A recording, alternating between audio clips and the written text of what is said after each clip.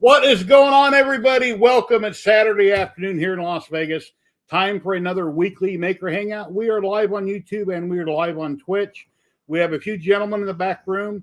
We stream. My dog is going to act up again here. Have a bone and go away. We stream every Saturday, 12 p.m. Pacific, and makers from all over the world drop in on camera. We can have up to 10 people at a time in on camera.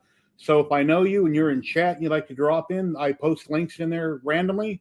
And if you have any questions, please feel free to ask. We'll try to answer them. And yeah, let's get going. And I see on my screen my logo is duplicated up there. I got to turn that off in OBS, I guess. So let me bring in the people in the back room and we'll get going. Hey guys, how you doing today? Hey, yeah, I'm all right. Hey. We're bringing everybody fine, doing fine. So excited. The second Saturday of the new year. Hello, Patrick, Sebastian, Joe Glasgow. Let's see. Sergio, hello. Dale, hello, Dale. Sergio is a channel member. I believe Dale is too. Let me find his name here. No, Dale isn't. Sergio is one of my channel members on YouTube. Thank you very much. Light Source Engraving Patrick is also a channel member. And I hope everybody's had a good week. Saturdays roll around really fast. A few people can't come today because they're basically snowed in and their internet's down and they're not having a very good day because a lot of the U.S. is getting hit by big snowstorms. But here in Vegas right now, 51 and sunny. And to me, it's chilly out, but it's not cold and there's no snow.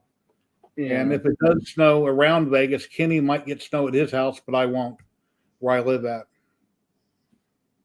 Because I'm up higher in the Superior area. Yeah. Henderson. Yeah. Anyway. Yeah, Henderson. Beverly Hills for the Nevada area. Yeah, basically. But yeah, nothing new with Alien. It's still sitting behind me. And I need to go, when I get time, I need to putty up places on it and do a little sanding and paint it and do this and do that. But for now, it just sits behind me. And Patrick, Patrick, are you in chat right now? Light Source Engraving? Guy the Jedi, hello.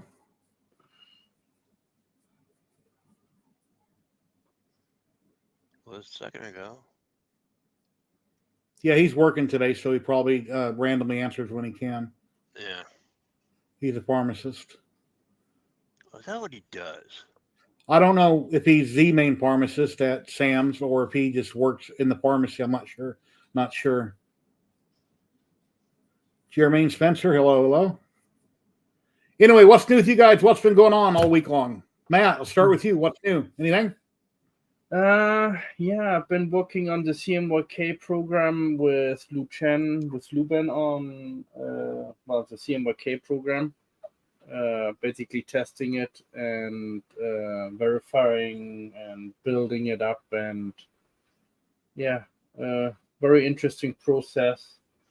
And the thing is, CMYK doesn't do every picture. So you need to have a perfect picture with the right background, with the right foreground, and it needs to be optimal. I call it an optimal picture for CMYK.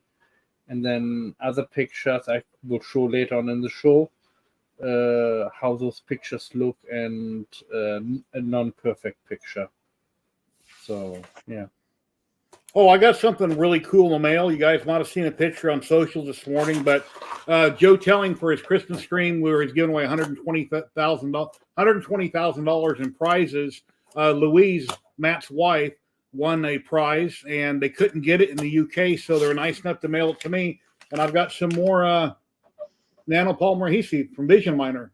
So it's like the $50 bottle size. I use these all the time on my print beds just to make sure things stay stuck down. Even though the beds work perfectly fine, I add this just to make sure. I'd hate to have a print going for a day or two and then something comes loose or breaks. So it's great stuff. I really appreciate it, Matt and Louise. That's really awesome of you to have it sent to me. I really appreciate it very much. Red Light, hello, hello. Roger Brand, channel member, is in chat. Hello, Roger. Hope everybody's doing well. Yeah, and then Matt also won a year subscription to STL Clicks, where you can, download and print anything out of their big light. Cool. Actually, I've been on a few times, and I found the new models what I just brought out, I think last week. It's all about eternal body structure, like lungs, heart, brain, ear, nose, mouth. And you can print it out, and like what you see at the doctors, what the doctors play around with. Yeah, that's exactly the same all thing. The different colors. Well, that's cool. Yeah. So I That would be cool. That would be cool. That would be cool to print on a heart. Kenny Sims, what is new with you, my friend? What have you been up to all week long? Anything exciting? Exciting? Waiting for my money. Waiting to get paid, because I got to get paid. Yeah. So yeah, as soon as I get paid, it will take off from there. Probably what your wife's saying. Get paid, Kenny. Give me some money, honey. Yeah. The assessor came by last week. He liked everything he saw. He liked my hobby shed. I showed him my Han Solo. I showed him my Yoda out in my office. He liked everything that I was doing, and he said, "I'm going to show my kids this stuff, and hopefully they'll get involved with it." Did you give the appraiser anything? So last time I had an appraiser come by, I gave him something for his kids. That's one thing I'm not going to do with an appraiser. I'm not going to influence them. Well, it doesn't work. It doesn't work. I've tried. Okay. Question, Kenny. If you don't influence, how you don't get the money?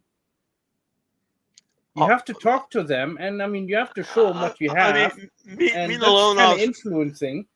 Me and the loan officer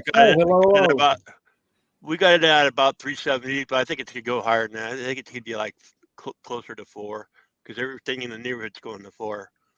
And another channel member, Simon Snow, is in chat. Hello, Simon. Hope you're having a great day. If anybody would like to become a channel member on YouTube, there's a button you can click it to support me monthly.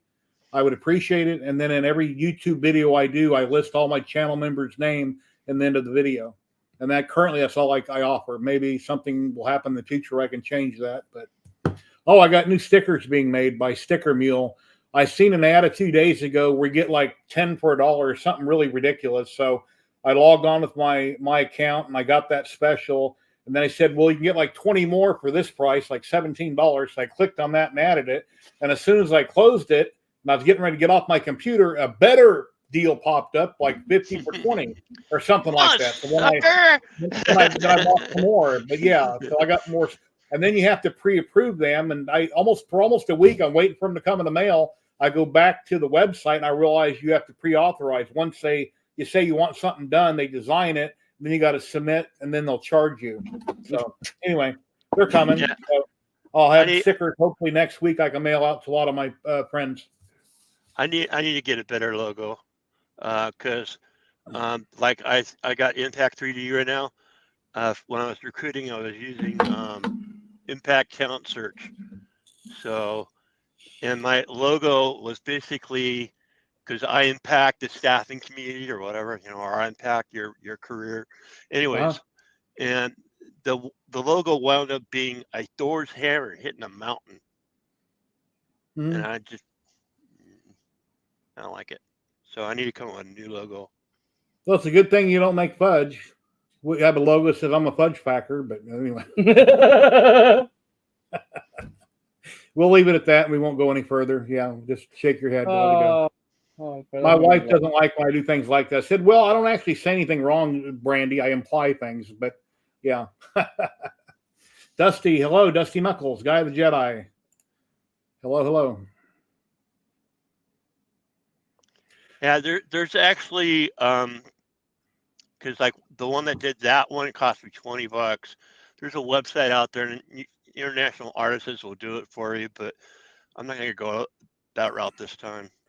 Dusty Knuckles, the Tripods Garage, Sam Prentice, myself, and a few other people had a person in the UK. I have to look up his name. I think it's Nick Harbour, N-I-K Harbour, and he charged me, I think, $50 or $60 for my logo that he designed.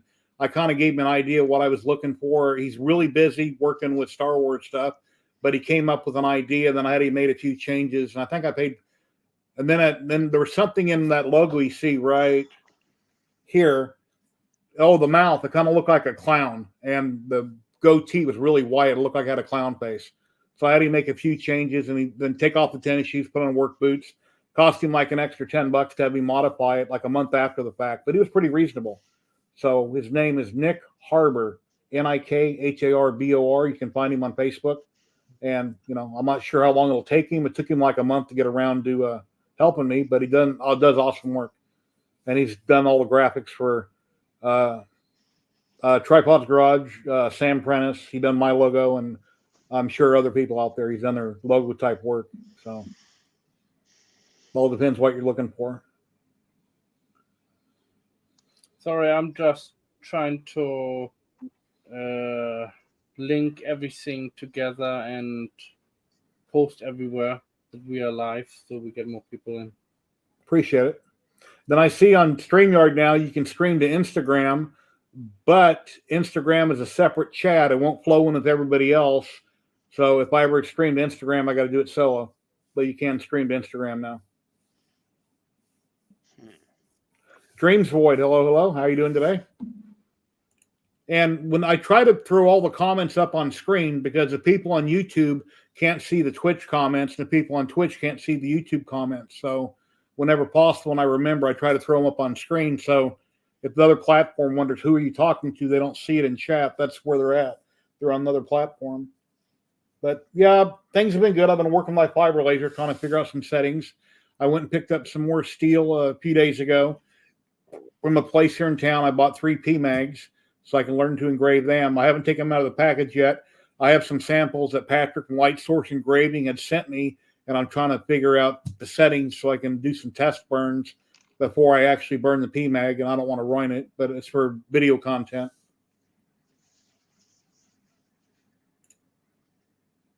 Okay. Yeah, like I say, it'll take him time to get around to doing it. I don't know how busy he is, but I've invited him on a few live streams in the past, and he hasn't came on. He's been real busy, but he said, I'll come on one of these days. But I haven't sent him an invite in a long time, but he's a great designer. I don't personally know the man. It's just someone that I was referred to a long time ago. So, but I'm real happy with my logo. It's colorful.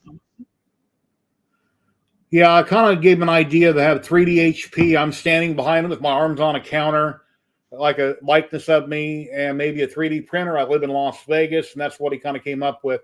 But some of the text he had written in cursive, which I didn't understand why. So I had him change the text so it was legible and it wasn't written in cursive, and then put work boots on me instead of tennis shoes, and the goatee looked like a clown face.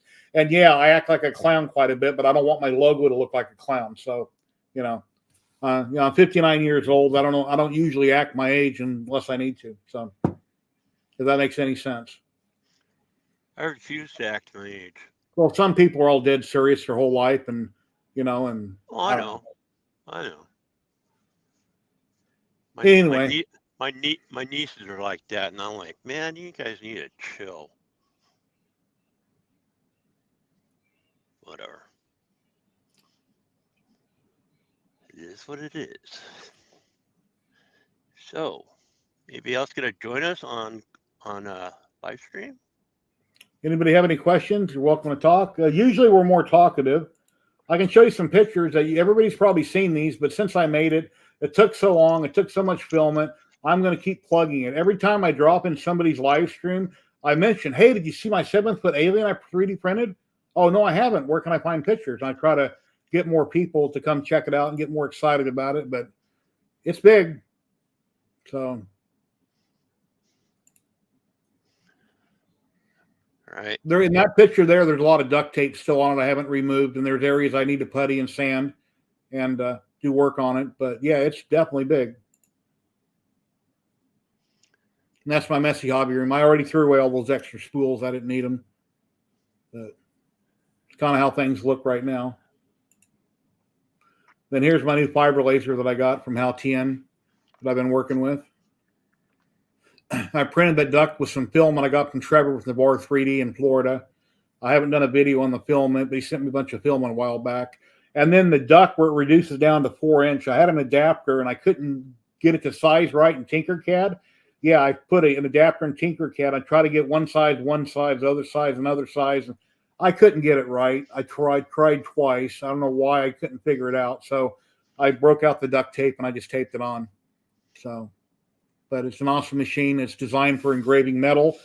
It's a 60 watt, so MOPA fiber laser. It's designed for deep engraving, not just surface engraving. So if you have coins, stone, different types of materials, steel, it can do deep engravings.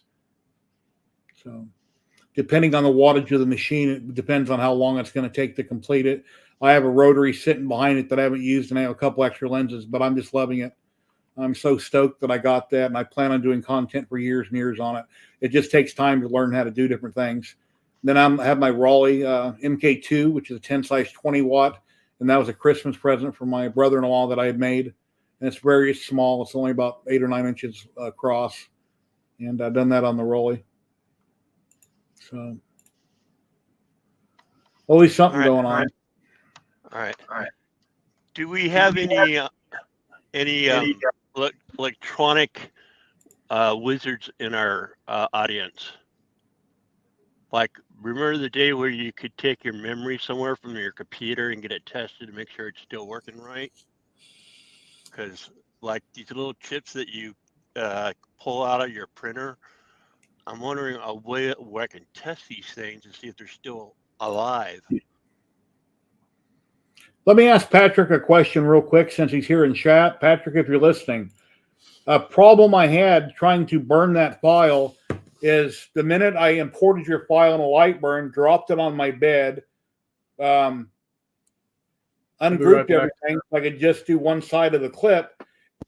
It should have imported your settings with your file, but my black layer was set on something when I first got the fiber laser. I had it set up for a cleaning pass or something with all different kinds of settings, and for some reason it kept showing that coin at the black layer on your template.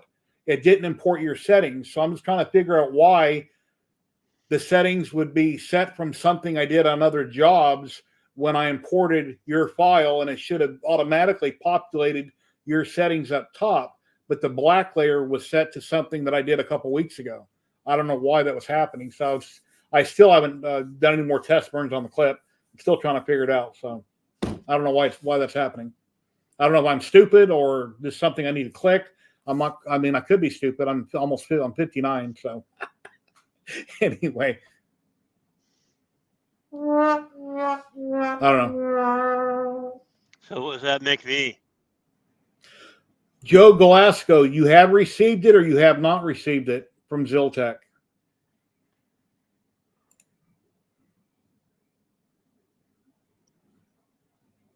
Okay. Yeah, I messed with it all day, and then I done some test burns trying to do a grid on the inside of one of those old clips. And I talked to why can't I think of people's names right now? Jeremy with HTL Holsters, and he gave me some recommended settings on plastic to do a test grid, which we're just burning it pretty black. And like I say, I want to do a video on doing clips and stuff, and I was going to use your graphic in that video, but for some reason, the black layer, it picked some crazy settings that I already had from another project.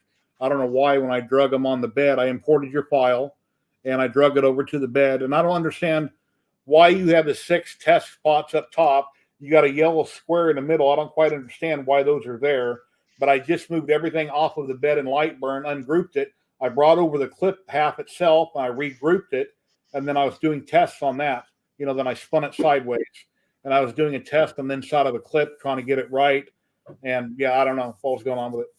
It's just that, like, say, the black layer with some crazy settings. Oh, you have received it. Okay, awesome, cool. Normally, Ziltech, they will ship out on Monday. I contact them today or tonight. They'll ship out on Monday morning. Anywhere in the U.S., everybody usually has it by Friday.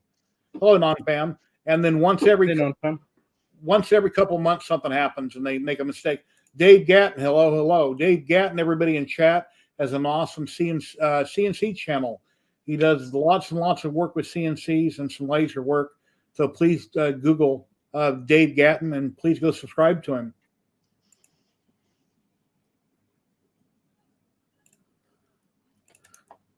Let me reshare the link to StreamYard if anybody else wants to drop in. Keep the questions coming. This is why I don't go solo that much, is because I'll run out of things to talk about in the first 5 minutes unless questions are coming in. Even if I line up a bunch of projects to show you guys, I'll blast through them really quick. And it's like, duh. Now what do I say? Yeah, I know. I have the same problem, Jerry. Yeah, the thing is, some people, we don't go by a script, like most people do. I mean, most people, when they stream, they don't do hangouts like we do. And they do, like I said, scripts, where before the show starts, they write down on a piece of paper what they're going to talk, how long they're going to talk about it, and so on, and this is how they fill their space. And then they call that a format. Yeah. Well, that's the proper way to do it, but script. It takes a long time because if you have a lot of specs and things, you have to read it off something. So if you make a teleprompter and you pre-type everything, which takes a ton of work, then you can read off your teleprompter like a newscaster. What I do that's wrong with a lot of my stuff is I tape over multiple days in a video, and then I edit it all together. And you might hear me repeat and say the same thing over and over. That's because it's a different day, and I didn't realize I already said it the day before. And I used to say quite a bit in my videos. They go this, that, and I try to cut that out. So I say quite a bit. So, but yeah, I like just flying off the cuff and going. I used to mess up my intros all the time. Now I don't do it as often. I usually tape my intro 2 or 3 times. I tape it once and I say a bunch of gibberish. I pull the SD card out of my Canon camera. I put it in my computer. I check it for lighting and sound quality. And if it looks right, and then I go and retape my intro. And then sometimes I'll screw it up. So I just pause for a minute. Then I keep re-talking. And then I edit that out later in the video. I was offered also this week to write an article about the CMYK, and they want to basically put it on their website so people can read it, and yeah, it's exciting. And they offered me money too, but I'm not doing it for the money. I'm doing it for recognition right now, so yeah. So they want me to do a whole list of how from point A to point D, how to get to a lithophane, So with picture, taking the right quality of picture, because not every picture you can use to make a lithophane CMYK. Here goes this one right here. Okay, I'll wait. This is called a hybrid lithophane, what I designed. The hybrid is because it's sharper than, it's not been printed flat, this piece. It's been printed vertically. How I get the color, you ask? Well, it's basically the same principle as with the paper method, but what you have to do in the CMYK, you get 5 files, and you have to separate the files and get rid of a file, and then put them in the slicer, and then, of course, paint the appropriate, colors, etc. in. Then you print, and mostly it's very quick, like 40 minutes for this type of picture. It's 100 mil by 100 mil. Thank you for following on Twitch. I appreciate that very much. Tubin 3D. Thank you. Hey, Tubin. Yeah. And here I kind of come back, let Jerry talk a little bit, and then I explain a little bit more. I have to set the next step up. Mayhem 83 OG. Hello. How you doing? Yeah, Tubin 3D. Thank you very much for the follow on Twitch. Everybody, please follow on Twitch. It's free to do so. If you're on YouTube, please consider subscribing. If you have an Amazon Prime and you want to use it every month free, you can pick one person on Twitch. It doesn't cost anything. You can use your free Prime sub, and you can subscribe on Twitch. If you'd like to become a channel member on YouTube, there's a link to do so. And like I say, if you're a channel member on YouTube, other than me saying so in chat every week, every time I do a video, I always put at the end of the video, I always thank my channel members. And I put all their names in my chat. It helps to support me, helps me to buy supplies and do all that I do. I really appreciate it. And please subscribe if you're on YouTube. Hit the thumbs up button is what I meant to say. So really appreciate it. And yeah, we start out slow every week, but we usually ramp up and get up to 10 people at a time here weekly, depending on who's available. I send out invites every Friday to a lot of people. And then in chat, I post them a lot. So if there's anybody in chat that I know who you are or somebody else knows you, I'll let you in on camera to talk about 3D printing. You're welcome to come in and plug your channel, plug what you're working on. I don't care, as long as it's something that we normally talk about or one of our hobbies. So what I was going to say was I went down to Lowe's and I bought a piece of wood here that was like 2 foot by 4 foot. I cut it down on my miter saw, and it's called blonde something. I forget what this material is called, but it looks like Baltic birch, but it was a little cheaper. And I was going to make a couple crosses to mail a friend of mine that was online. I don't see him here today, but I was going to make a couple for him. And I had trouble cutting it out, so I increased the power, and then it didn't cut all the way through on some of the letters. So I went out in the garage and I put my palm sander in the back side to try to burn down a little bit so I could pop it out. And I realized that this material has nylon in it.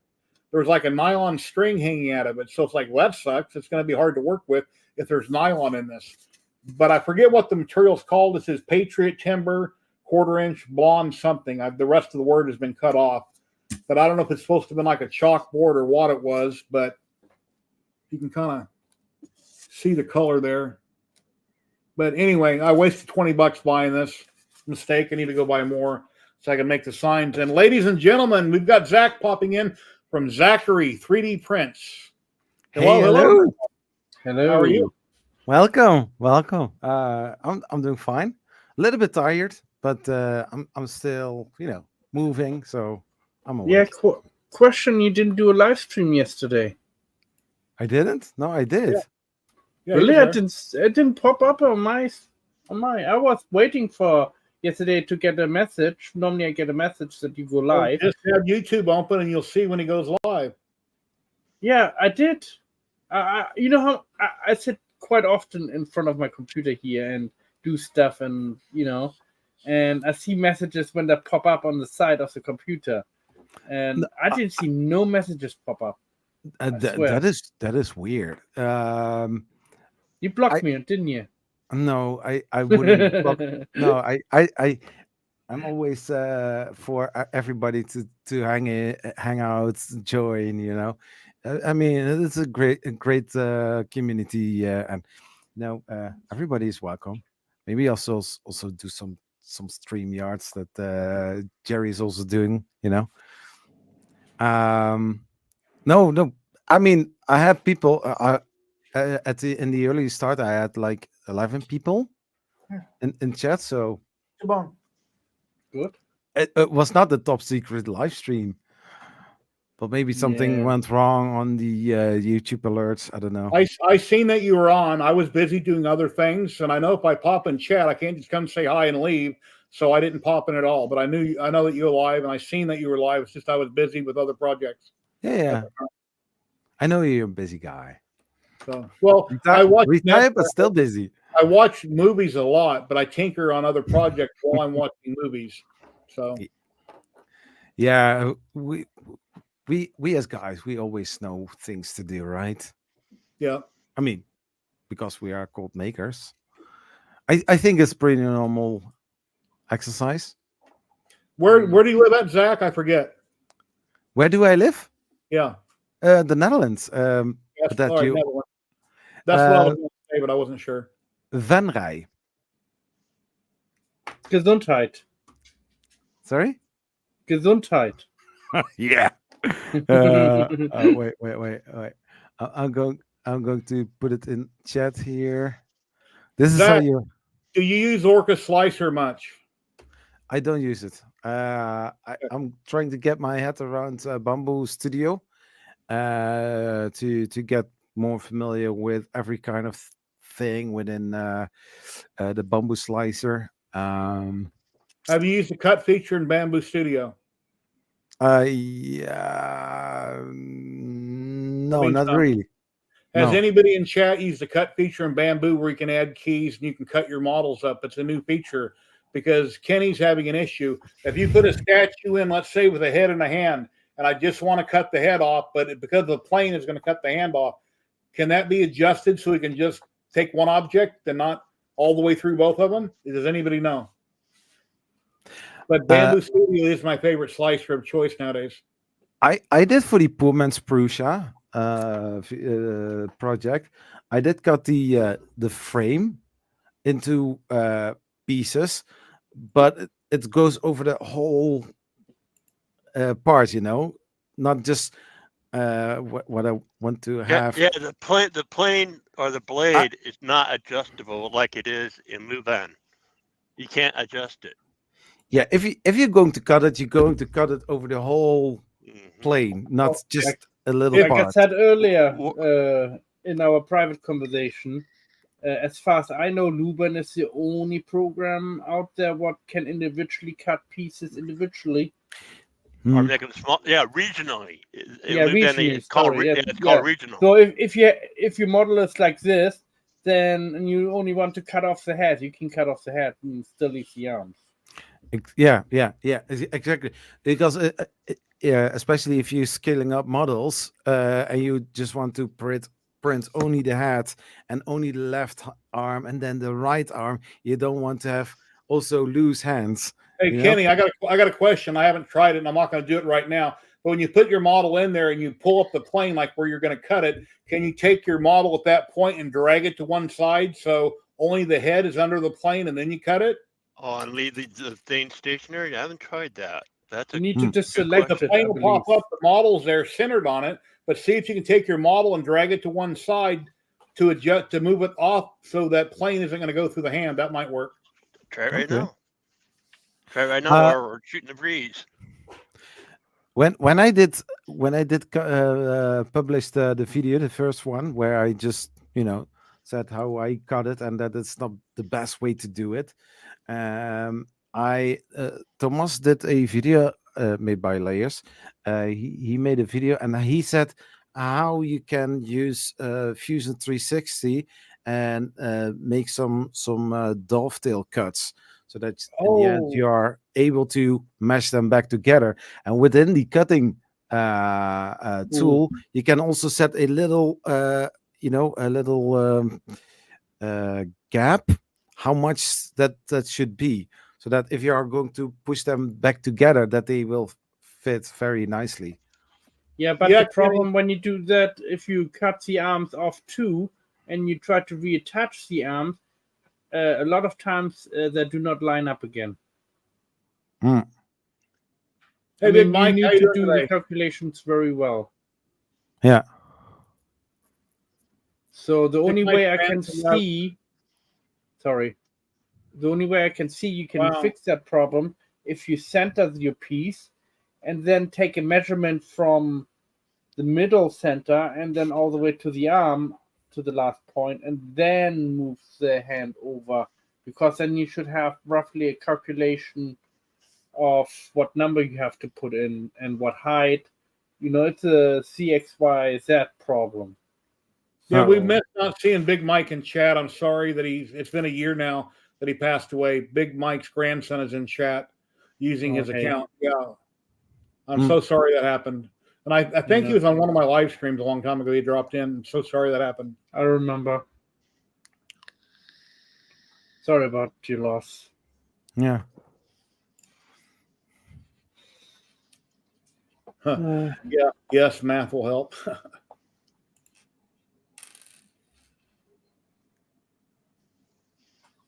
Yeah, because you do get calculations on the bottom what location your item is. It's a reference point, and then you can use that, just write it down on a piece of paper, so you don't forget. And you have to get this with, like I said, XYZ, axis. Right. Yeah, the plane looks like it's covering the whole bed. Yeah. Like I said, if you need something cutting, contact me and send me the file, and I cut it for you. Don't need like maybe 10 minutes, half an hour talk. Matt, you should have a new name. What? The Matt cutter. Lubin? The Lubin cutter. No. That does not sound right. No. That sounds... Let's make it more like a thriller. Matt German, the slicer dicer, or something like that. Yeah. Somebody else made a bad joke about because my name is Matt and German, so he not called me MATT, he called me MAD, Matt German. And I'm like, oh man, dude, please don't do that. I'm not always mad. I'm just crazy, but not mad. Yeah. I have an X1 carbon with AMS. Matt has P1Ps, and then they have P1Ss out, which have an enclosure. Personally, if I were to buy another bamboo, I'd buy the P1S, which has an enclosure on it, and it's around $700. With AMS? No, without. I think with AMS it's like 800 something. Mine was 1,700 shipped with AMS, with the fancy camera and the nice screen and enclosure. And part of $500 of that money of that 1,700 was from donations, and the rest of it I sold a lot of diode lasers and equipment I didn't use, and then combined all the money to buy it. Cool. I get tomorrow some bowling friend from my daughter. He's also doing 3D printing, and he was saying that he had a Creality and a 3, but he has a lot of backlog in models to print for people. And I said to him, like, you can drop by tomorrow, and I will. You can pick a printer that I'm not using, and you can have it. Hey, Betty Boop, how you doing? So I'm going to give away a printer again. Yeah, helping out.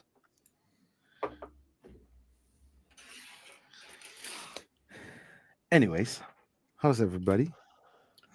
All right. Coming up with a few ideas. Here you go. Yeah.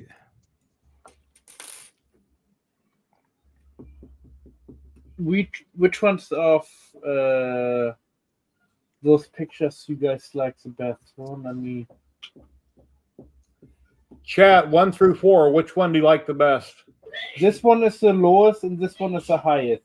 So this is the second highest, third highest, fourth highest. That's all I can reveal. But what do you think about the colors? That's what I'm saying. Which colors do you think is best? I think 4. I like 4 the most. One. Yeah, the first one looks more dreamy.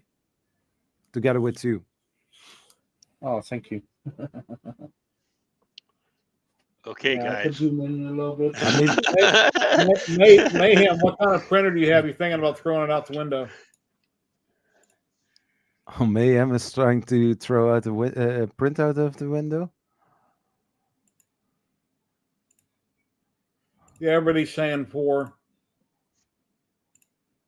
TK, how you doing, buddy? Thank you. I think it's obvious. Yeah, The 4th. yeah, definitely. Thank you, everybody.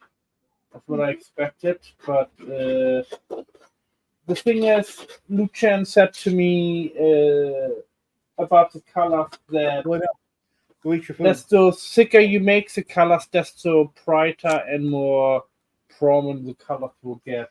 And this is what it shows. So, and this one is a little bit hazy looking, but it looks way better than it's because the light on the side shows. So I have to cover it up a bit. That's a little bit better, but still light pollution coming through. But this one is printed vertically, but in a color resolution of 0.8. And the color resolution, what you guys like, is 1.2. So it's 4 points off. And you can see that, but the resolution compared to the flat pictures is way sharper on this one, I think. Or what you guys think? I can compare the, hold on, trying to get the 1.21 out again. I had a couple BL touches on a Crowley printer years ago, and I had a bunch of cables, and they weren't interchangeable, even though they looked like they were. They were all wired differently, and it was kind of a pain figuring out which cable went with which BL touch or knockoff. As you can see, let me zoom in. Big Mike's grandson, QForge is an awesome program. I love it. I done a video, matter of fact, on my YouTube channel a long time ago where I took a bunch of prints off of printables, printed them out, and I own the program. I haven't used it for myself other than I did the video on it, and I bought the program at the time. And last week, the designer of QForge was on my Hangout. He came in on screen and chatted for a little bit. He's also on Justin's live stream every Wednesday night. He hangs out there quite a bit also. But yeah, QForge is awesome. I love it. Great program. It's not backlit. It's just really cool prints that are, different shades of different colors, and they bleed through to make new colors. It's really awesome. Yeah, it's awesome.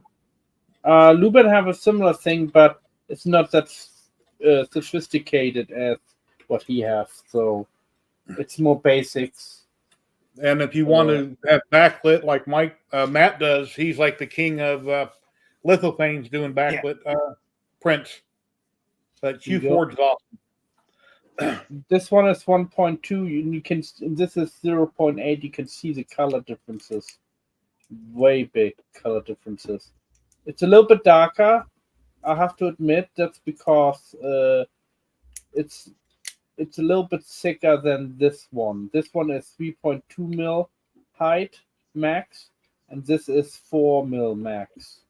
So that's why it's a little bit darker. But the color should not really matter because the color gets blown out by the light behind it. Mm-hmm. So even if I would put now a stronger light behind this one, it would come as bright out, not as bright out as this because. Oh, that's the wrong link. Yeah. Damn it. I think it's very interesting. And also, as you can see here, those markings right here on the fish compared to these ones are almost identical. Yeah. But because it's printed vertically, it's more detail in the vertical. Just a few little things, That's what I see right now.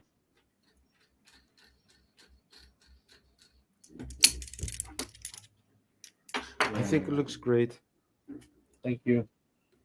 I mean, the camera doesn't do it justice. I mean, it's very hard taking pictures and camera pictures from lithophanes. Yeah, it's always a thing with cameras. In person, it looks always way better, and it's the camera is just It not doing lies the camera a any little yeah. bit. It's not really doing any justice, as sometimes people say. And also next week I will be hopefully doing some other test, some other CMYK test with Polymaker hopefully, Mm-hmm. and because you can buy right now CMYK from Polymaker, the basic colors you can find in the inventory, not as a bundle but individually. Like you get the magenta and you get the cotton blue. I almost wanted to say. I have to check on the blue what the name was. I forgot the name because I sent me 2 different blues, and the yellow, what they have. So Since Polylight yellow. Since 2017, I've had probably 20 to 25 FDM printers. And my favorite printer out of all those up to this point has been the Bamboo Lab X1 Carbon. It's almost perfect. It's not perfect, but it's almost perfect. It's almost plug and play. It's almost like a microwave, to be that simple, almost. Minor little things happen here and there, but it's not like one of the many other printers I have that you have to tinker and work on. Because if you want to get into 3D printing to print stuff, or do you want to get into 3D printing to work on printers and learn how to do electronics and all that? If you just want to print, most of the time it's 99% perfect. So that's what I got to say about Bamboo.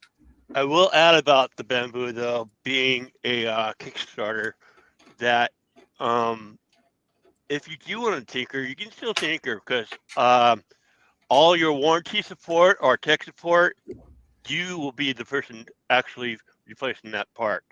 They will ship you the part and they'll walk you through it. They'll give you the guide. There's a wiki that's online. But I've replaced a lot of things on my Bamboo printer. But again, I was a Kickstarter, so it was the first edition. As they progressed, I'm sure they perfected a lot of it, and I would almost be tempted to buy another one just to see the difference from then to now. Yeah. I do see a big difference between. Hold on, something just popped up. This one was my first one. That's my second one, and that's the third one over there, the P1S.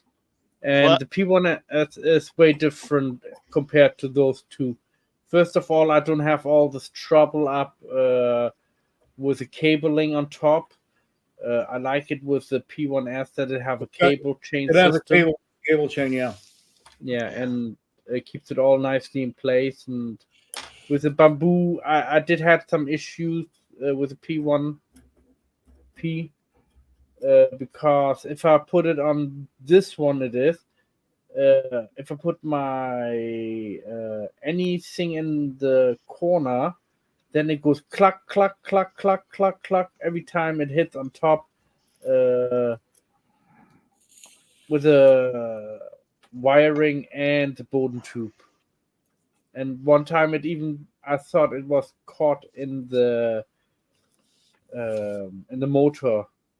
I thought, because I had a little chunk missing in my Boden tube, so I'm not sure. I'm definitely gonna do an upgrade sooner or later on it. I also like the fact about Bamboo that with the recent firmware thing that came around the community about there was a hole and they found it, that Bamboo has actually agreed to give us the freedom of choice. So I do like that fact that they gave us the freedom of choice. Yeah, I'm happy with the Bamboo the way it is. I know. Well, I'm just saying, some people want to tinker, some people, Exactly. I personally, I got a big dream. I'd like to see that run on Clipper, because I love Clipper. Yeah. Yeah. I have a motto. If it's not broken, don't fix it. Yeah, if it's not broke, don't fix it. So Why Well- clipperize it if it works perfectly fine the way it is, unless you want to tinker?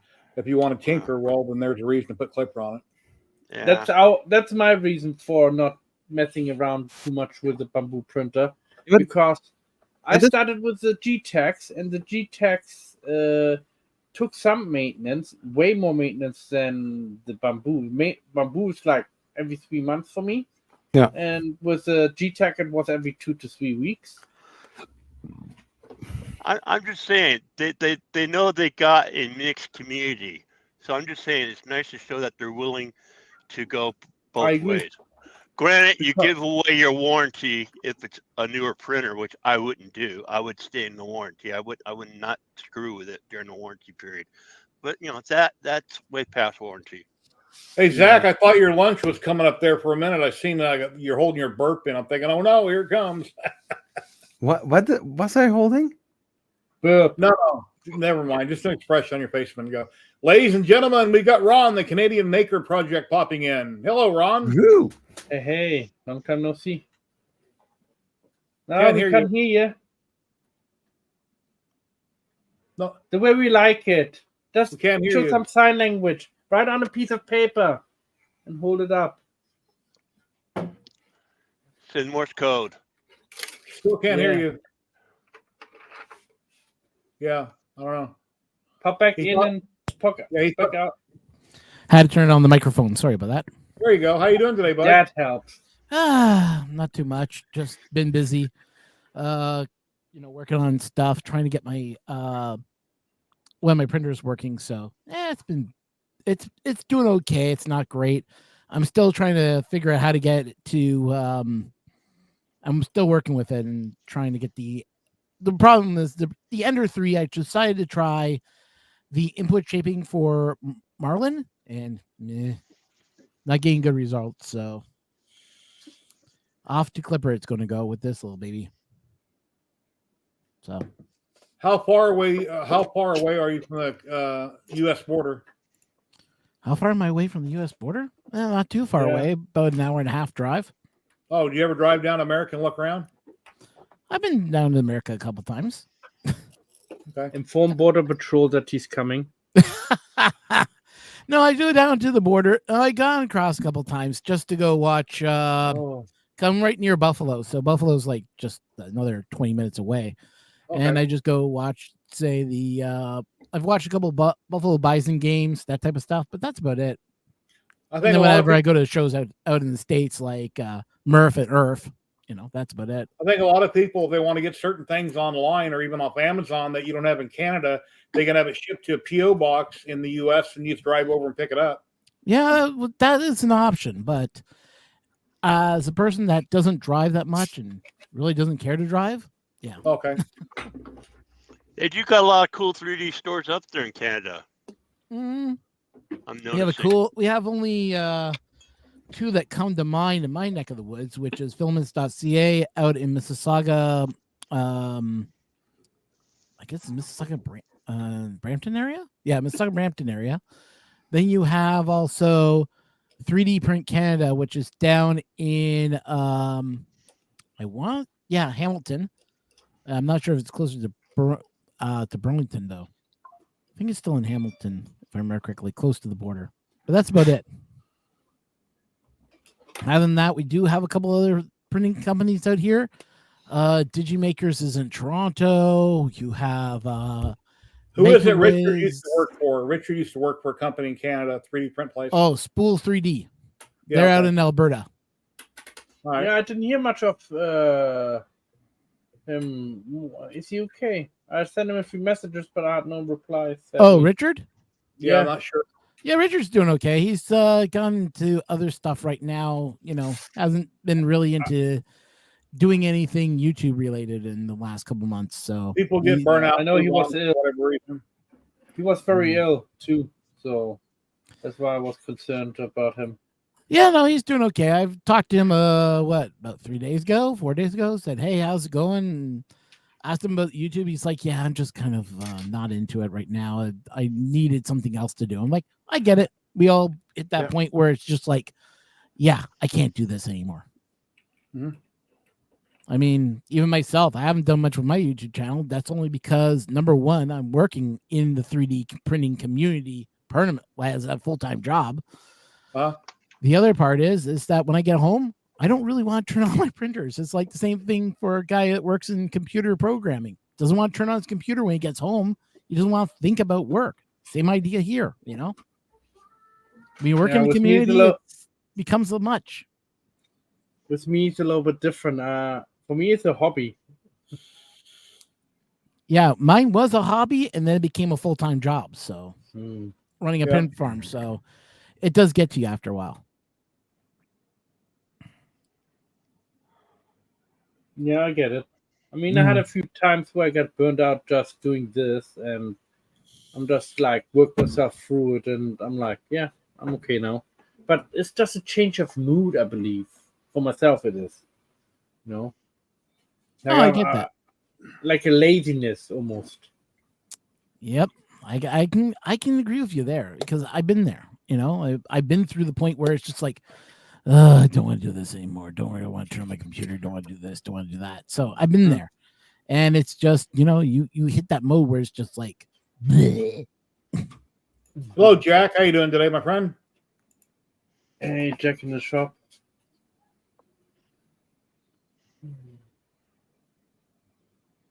Yeah. Let me get some more stuff out. Let's see what I printed. Nope, nothing in there. Oops. I gotta click there. Yeah, I printed so much stuff since 2017. I don't print every day like I used to. And, you know, if you guys see any of my videos, it's like I got so much stuff. It's crazy. You mean like a ghost thing that you're trying to sell me every time I turn around? That Let's see. Ghostbuster How many card? printers do we have? 3 foot long, FDM and resin printed.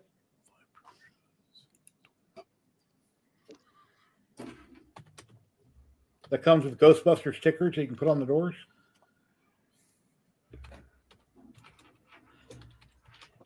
And I'll have my new stickers. Will be in next week. Sticker mule. I got a bunch of stickers coming.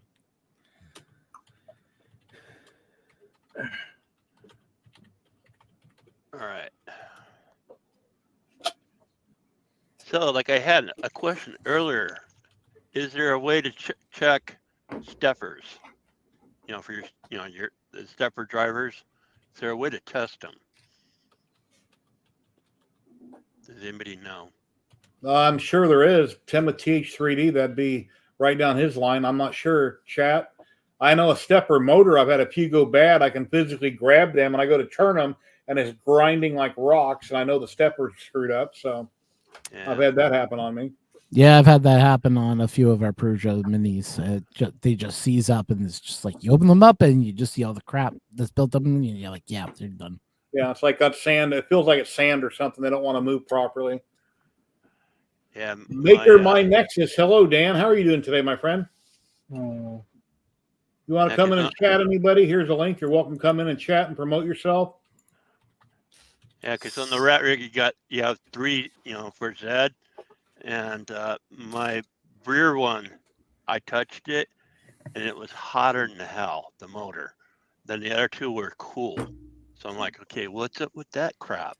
You know, so, but yet I go to touch the, you know, just to check the heat, you know, see if anything, you know, just touch the actual steppers, and yeah, they weren't.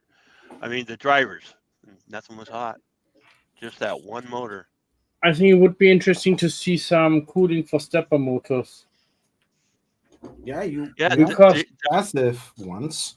And then put like a temperature gauge in the individual water, where you have 3 tanks, right? One for every stepper motor, and each tank the water returns, and you put can drink like a thermostat inside to measure the temperature each, or you put one automatically in, and it tells you the temperature of each stepper motor. That would be cool. I mean, in the community, there's a guy that built a rat rig that's water cooled, and man, that thing's gorgeous. He's got a lot of money in it.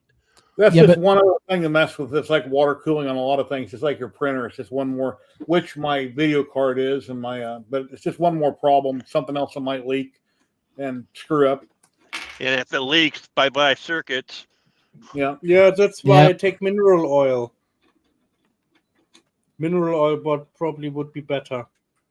Yeah, but you got to look at what is so bringing into water cooling and everything else.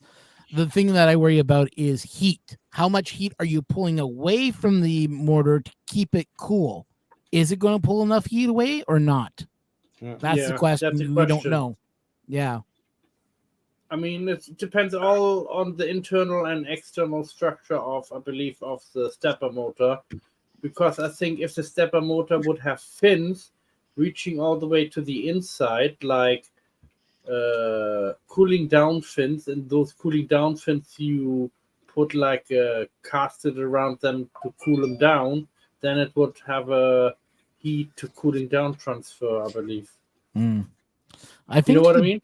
Yeah, I hear you what you're saying. I'm thinking that the better way, honestly, is to somehow cast the back end of the mortar with copper, so the copper draws the heat better, and then a heat sink would be probably your best bet for time being, rather than doing the water cooling altogether. But there's no real copper. But as I can remember, sorry to interrupt, but as I can remember, proper printing, John Schone, he also did on his, I believe, CR10, the big printer. He also made water cooled cooling for the stepper motors.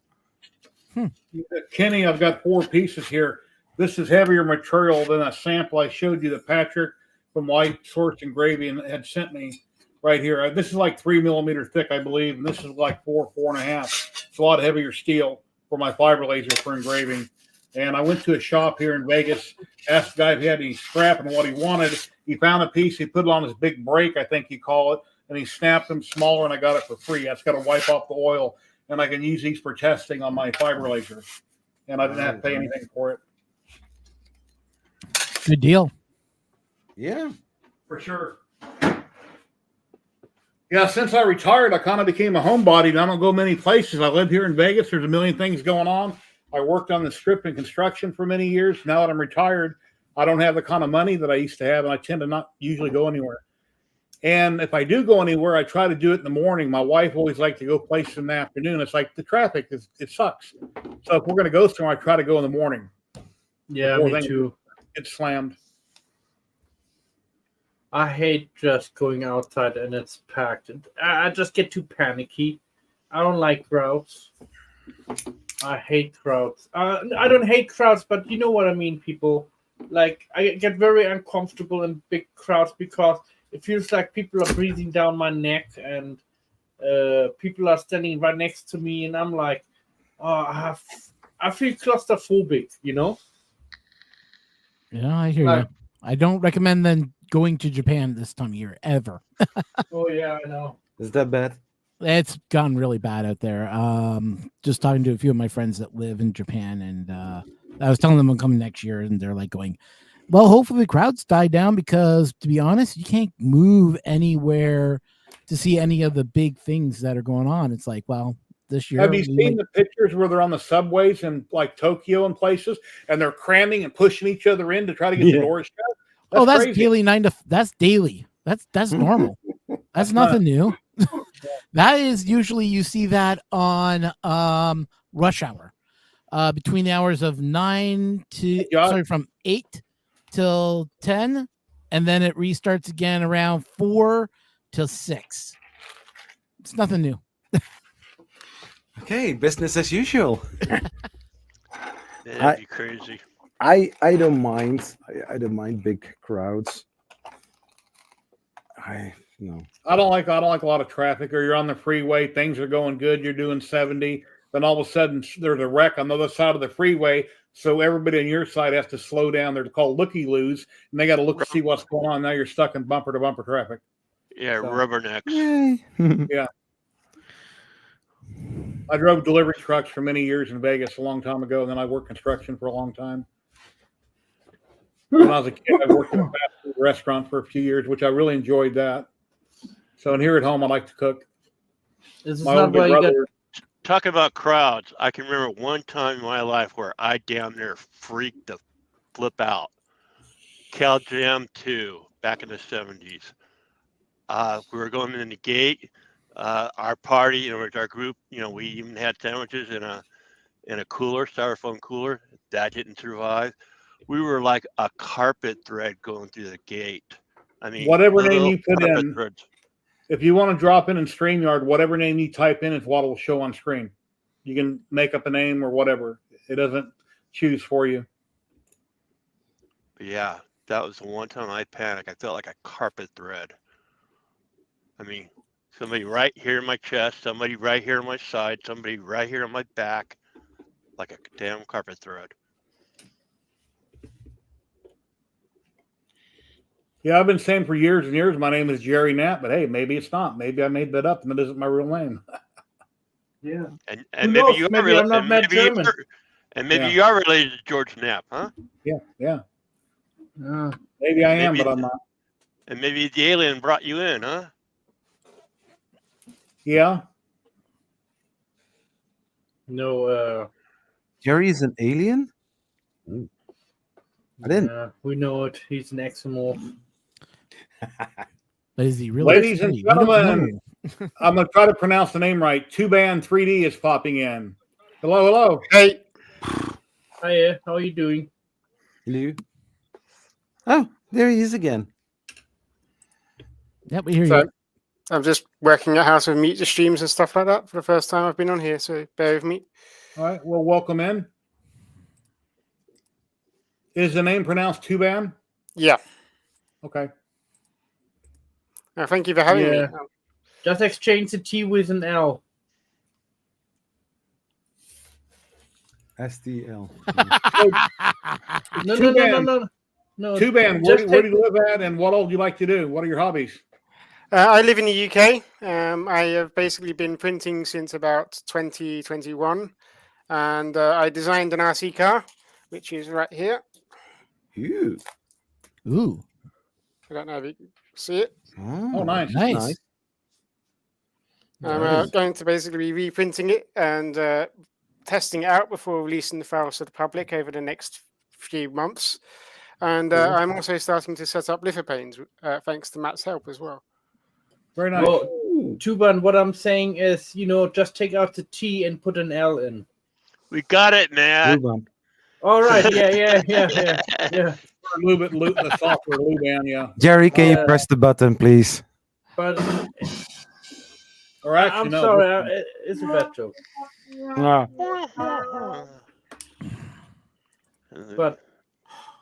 But what does it mean, Tuban?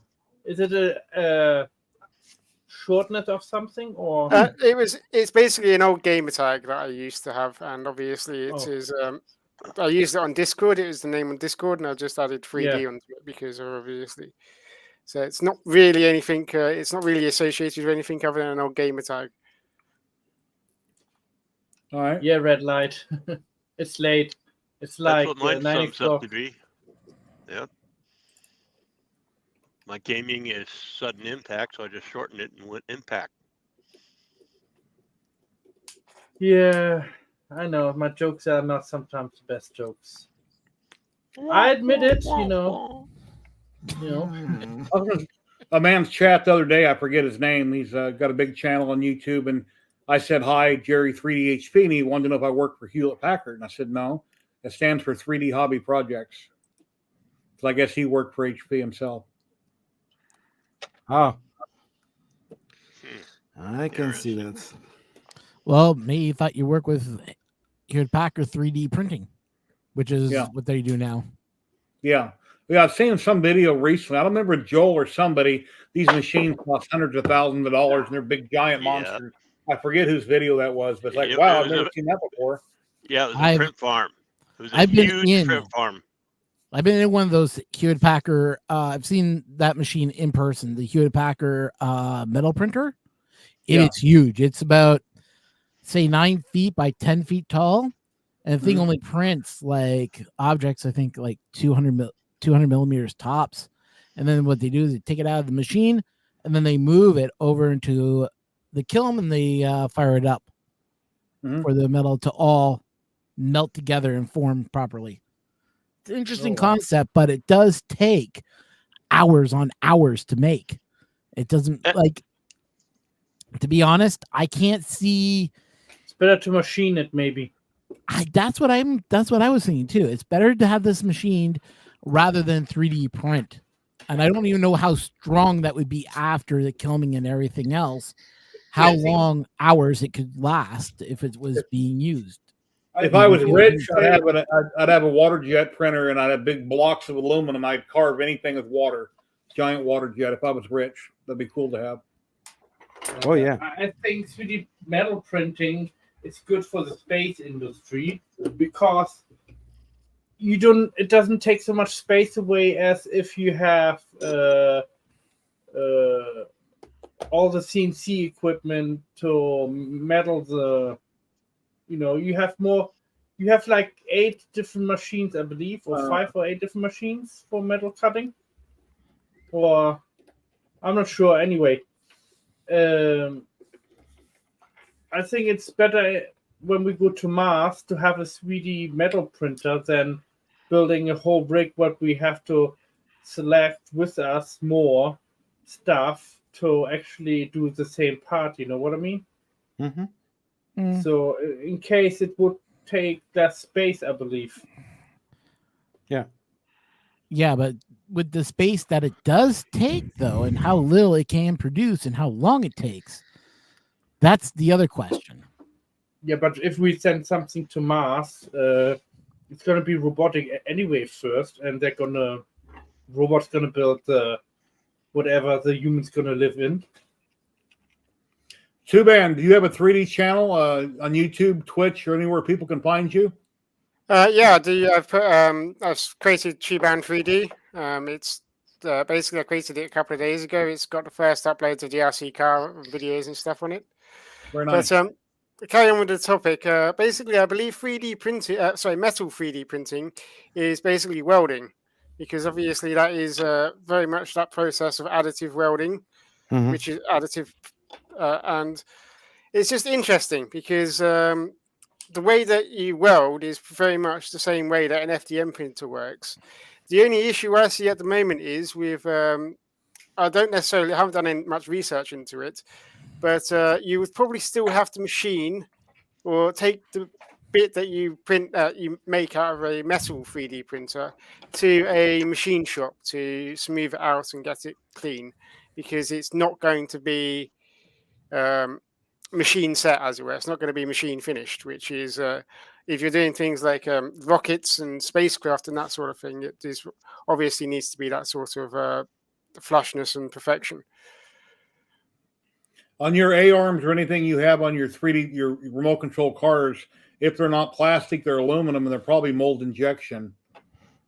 Basically, A-arms and stuff like that. I basically printed most of the stuff on the car. Even the diff cogs themselves are printed out of Polyterra at the moment. So I'm going to be changing all of that over to PLA, a stronger PLA rather than Polyterra. But most of it is basically all printed out of PLA, from the diff cogs, the drive cogs, and everything else like that. Yeah, Josh, I think that you're right with that too. Yeah, because not everything can be machined. Only some things can be created by a 3D printer.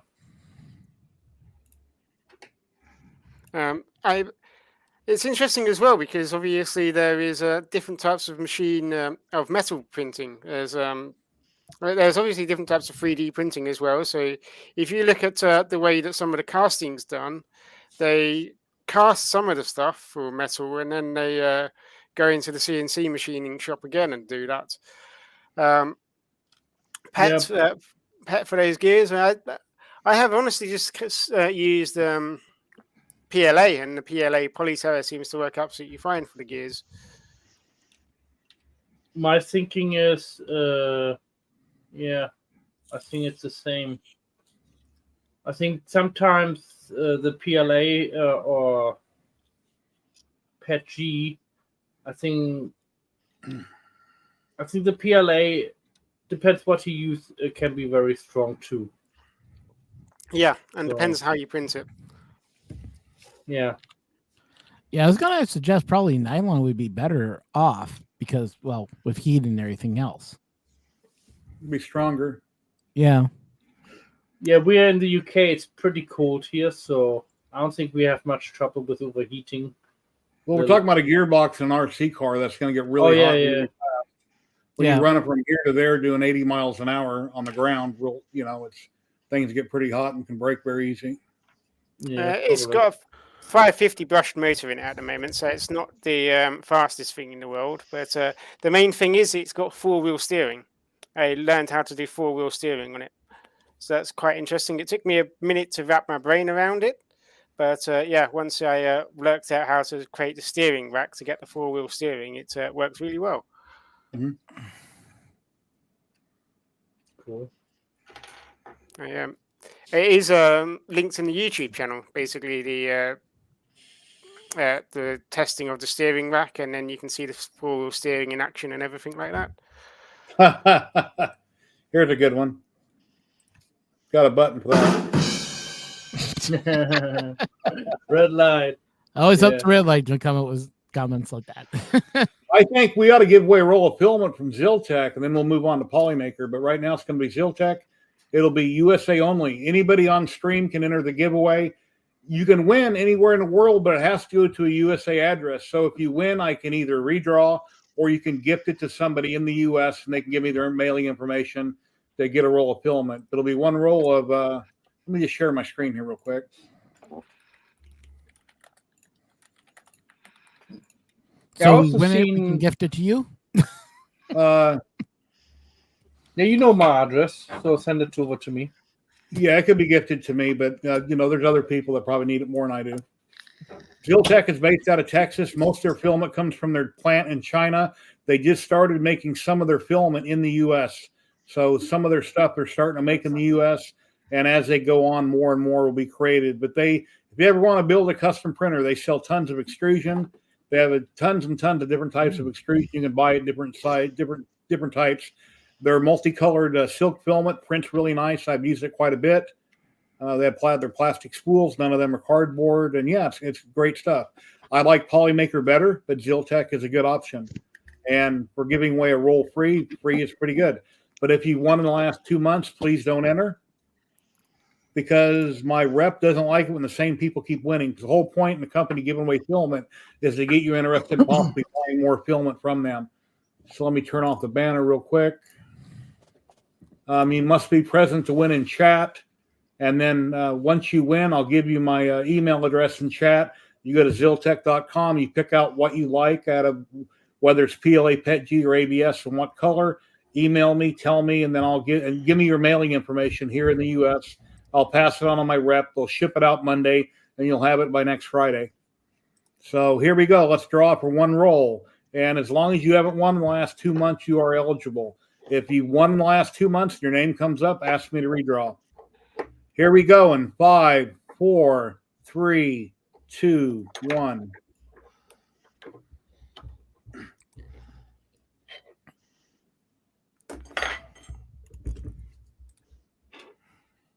That's funny.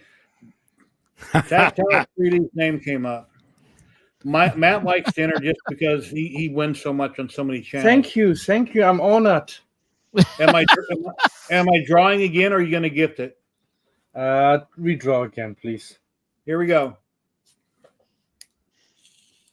This game's rigged. No way to rig it. I know. Oh, Daddy, almost again. Almost. Daddy Oh, Oh, he did it twice. See, that's what I'm saying. I'm not saying he rigs it. Matt does. Daddy Wazzy, are you in chat? And if you won within the last 2 months, you're not eligible. No.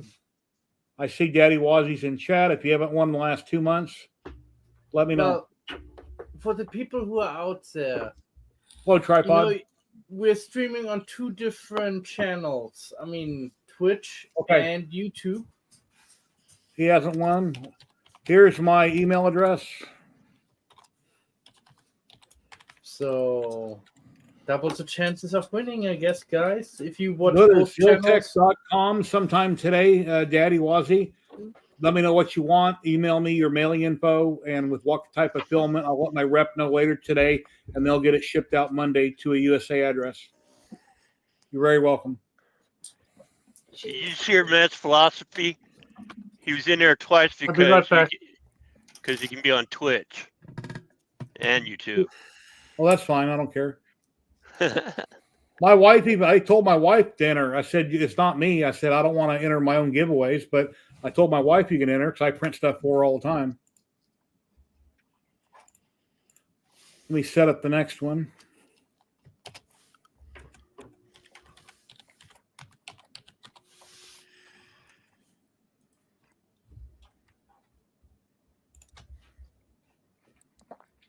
Okay, let me grab the next banner. We'll do the giveaway in a little bit. It'll be for one roll of Polymaker anywhere they ship in the world. And they've never said anything to me about multiple winners winning too close together. You just have to be present to win. Let me find the banner. There we go. And we'll do that one after a while. So just type in hashtag Polymaker, the symbol, tripod. Because tripod likes to type out what I say word for word. And he tends to do that, yeah. And there we go. And congrats. You write down who won so I don't forget. Yeah, let's see who wins this one. Oh, Matt's entered again. Yeah, Matt knows he can't win Polymaker because he's a rep for Polymaker, and I'm a partner with him also, and I can't win Polymaker on anybody's stream. Red light, you spelled it wrong. I'm just trying to help, push the numbers up. Yeah. So okay. I don't care about winning. I give it to somebody else, I mean, I get plenty of Polymaker so I don't need to win more. And it would be just cruel to take from you guys who do not have a Yeah, I don't have a rep. I don't have a rep with Polymaker at all. So. Yeah, Polymaker sponsored that. That was 35 rolls of filament. So I got to figure out what my next project's going to be. I think I'll do a Betty Boop for my wife as one of them, and then figure out what else I can build, and then go from there. Yeah, that's not bad. That was a beautiful build. I remember listening to your wife go, "How much?" Yeah. So how much does that xenomorph weigh then? If it's only 35 spools, that must weigh quite little. The upper body weighed, I think I said 35 pounds in the video. The legs, I'd have to go back. I made 5 videos on it. So in each, or 4 videos, in each video, I'm printing a section. I'm talking about it. The first video was about what I was going to be doing. The second video was the legs.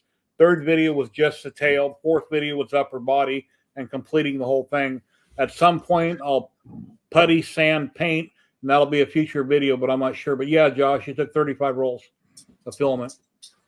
And when I sliced it up in Luban, I think Luban thought it was going to be 31, but depending on your infill, your wall thickness, 30 was it? Yeah, 32 it was. But that doesn't take in consideration your infill, which in the legs, most of it was 15%, and then I graduated to 5%. But for most things, 5% is perfectly fine. I cut it up to fit my Cheedy iFast printer, which had a rectangular bed, and then it takes forever to print on that particular printer, which is Core XY. So the parts that would fit, I put on the Bamboo Lab X1 Carbon, and anybody that has one, just in standard mode, it's faster than hell. So, and some of the bigger parts I would cut down on a slicer and print them on the Bamboo and just glue them back together. Nano with 3D Gloop. 3D Gloop sponsored it, and they sent me a lot of Gloop. 2 bottles to start with, then a small can, and then a larger can after that.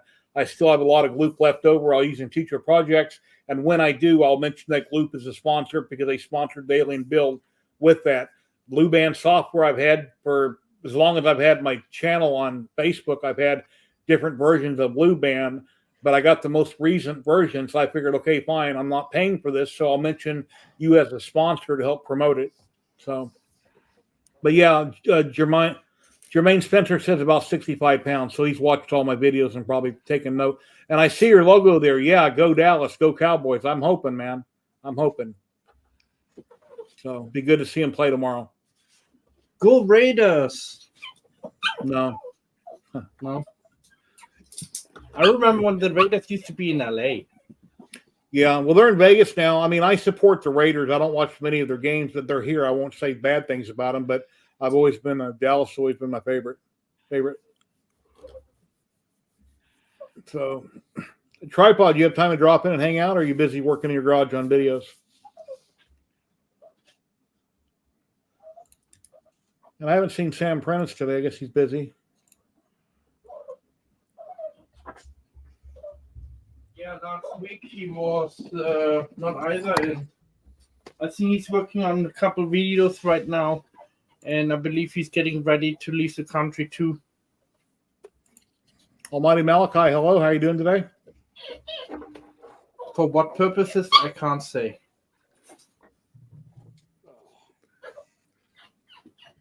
I got P1S on Tuesday. Very much loving it so far. Nice. It's my first Bamboo printer. I've been, as I said, I've been printing for the past since 2021, and I've only ever had bed slingers, which were artillery, the Artillery Genius and the Sidewinder X1. So going to a Core XY printer, and especially a Bamboo, has really interesting, and like anything that I'm printing on it is printing 4 times faster, maybe even 5 times faster than on the other ones that I was printing on. Whatever So, you do, keep it at normal speed. Do not speed it up too much. Standard speed, I print everything on Max 1. It works fine. Yeah, because standard speed is 3 times faster than normal bed slinger, I think. Yeah, I'm just leaving it at standard at the moment. I've obviously tweaking a few things and playing around with a few things, but the idea is now, as I said, I want to print the RC car on it in different colors and test out the AMS and everything like that, and really go to town on it and see exactly what it can do. Okay, just out of curiosity, for the guys that have the X1 Carbon, have you guys jailbroken it yet, or are you guys using the regular firmware that came with the Bamboo? I'm using the regular firmware. I have no reason to modify it. As many printers as I've owned over since 2017, I just want something that prints. I don't want to tinker with it and screw with it. If it's not broke, don't fix it. So I don't need to jailbreak it and do all this and that and screw things up to try to make it better, because it's fine. It's 99% perfect the way it is. But if you're a person that loves to tinker and tear down and you don't make stuff and you just like working on things, go for it. But yeah, I love it. I'm very much in the same category as him. I do not like tinkering with my printers. My printers have all basically been stock for the entire time that I've had them. If I am tempted to very much build a 3D printer in the future, but that is basically going to be for my own personal use. I fully agree with it as well. I bought the P1S for production, not for tinkering. I do make some videos about it if I discover something or, just want to share something, but it's for me just production. And Tubing 3D, if your printer is working perfect like it should out of the box, you took off your first print and you went, oh my God, wow. That should have been your first reaction. Yep, the Benchy. It was my first print, obviously, the one that was stock on the machines. It was bloody good. It took only 20 minutes. And yeah, I am absolutely very impressed with it. Yeah, me too. Oh, I'm not saying I'm not impressed with the machine. I was just asking if anybody actually looked at the video that's about jailbreaking it and said, oh, that's kind of interesting what extras. Yeah. I mean, I think it's interesting. I think I would use it when my printer starts breaking, and then I'm probably going to start repairing it and probably maybe throwing some other software on it. But before it's not broke. What my saying, it's if it's broken, then fix it, or how the thing goes. If it ain't broke, don't fix it. Yeah, exactly. No, I agree with that. I was just curious if anybody tried it out. That's all. Yeah, I think it's gotten much more quieter since the noise reduction. Yeah, that's what the main people were doing it for, was because of the noise and everything else, that they went to the X1. That I think it's called X1 Alpha or something like that, and supposedly gives you an extra couple bells and whistles. So yeah, the newest firmware version that I installed on X1, stock firmware I installed, it quieted down quite a bit. There's been times now I turn around and see if it's even printing, because depending on what travel moves it's doing, the new firmware really close quieted it down quite a bit. Yeah, the open ones is silent a little bit because those are the P1P and the P1S is covered. So the P1S is quieter unless the big fan kicks in. The big fan is pretty loud. But otherwise, I actually thought about to put another fan on the other side, so I have double fan blowing in the middle. So I have perfectly circulation of air inside there, and hopefully cools down the print while it's printing properly. Because I do hate. You guys probably have the same problem as I have sometimes. Certain prints. Well, let me find a print. Here you go.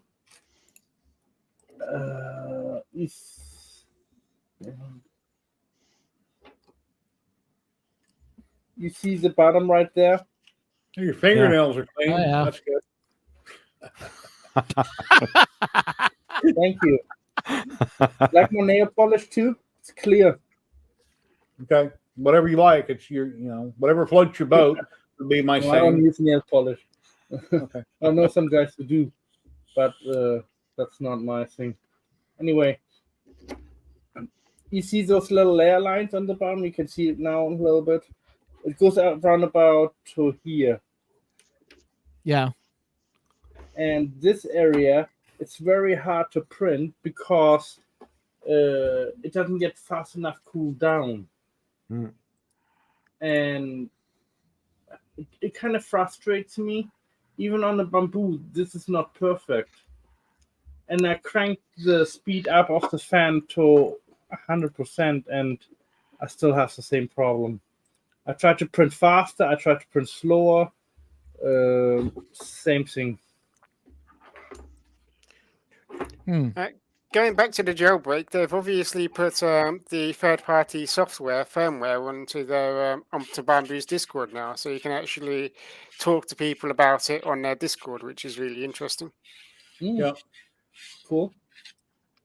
I'm not on Bamboo Discord. I should really go. Yeah, Bamboo Wiki has a lot of information, but people that don't do Facebook, that's the 3D printing community, I don't really see how that works because the deal to talk to any company or other makers about anything, Facebook's where I go, where I can post pictures and learn information from the different companies that have Facebook groups or people just sharing their work. Yeah, I find it's interesting. I go to Facebook to help others, and yet, we have all these other social media, engines we can go to, and yet those people do not talk to anybody. It's weird. I don't use Facebook. I am basically on Discord, and that is it. I obviously have posted on YouTube, but I don't necessarily like Facebook and that sort of stuff. Are we friends on YouTube? I mean on Facebook. Sorry, I'm not on Facebook. I don't like Facebook. I don't like TikTok. I don't generally like that sort of stuff. Okay. It's addictive, and I also find that I believe I've said this before to people, but say for instance you start up a company on Facebook and you post every day and everything like that. If you get enough followers, enough people, like for instance liking the comment or even putting a thumbs up on it, your competitors can then go onto your Facebook page, go onto that thumbs up, and see all of the people that have liked it, and then they can message them and do return marketing. That's a good try one. And market their projects. Yeah. So I try and I experienced that with some of people who do. They come in my group and they do lithophane print too, and I know one of them contacted several people who asked me to do a lithophane for them, and of course I said no, because at that time I was not doing anything like that, selling or making, even now I don't really sell. The thing is, he came to on my profile and asked that person if he can do it, and I'm like, it's a bit sketch. Yeah. Because if you have your own website and you're asking your own the person who contacted you, then yeah, it's okay. But don't go in other people's chat and then say, "Well, I can do this," or Yeah. and Yeah, I've seen It's that a also couple rude. times in our groups. yeah, it's rude, and and my page is not set up for selling. My page is set up for showing off stuff and to teach people mainly about 3D printing and what I'm doing and what possibilities the future might bring, in 3D printing and all that. And I do sometimes when I see giveaways, I post giveaways on my pages so people can do the giveaways, if I think it's a good giveaway or, just in general. Raising awareness. Yeah. But selling, no. I mean, you can be a person who sells, you still can post your stuff, but don't put, this lithophane costs so and so much.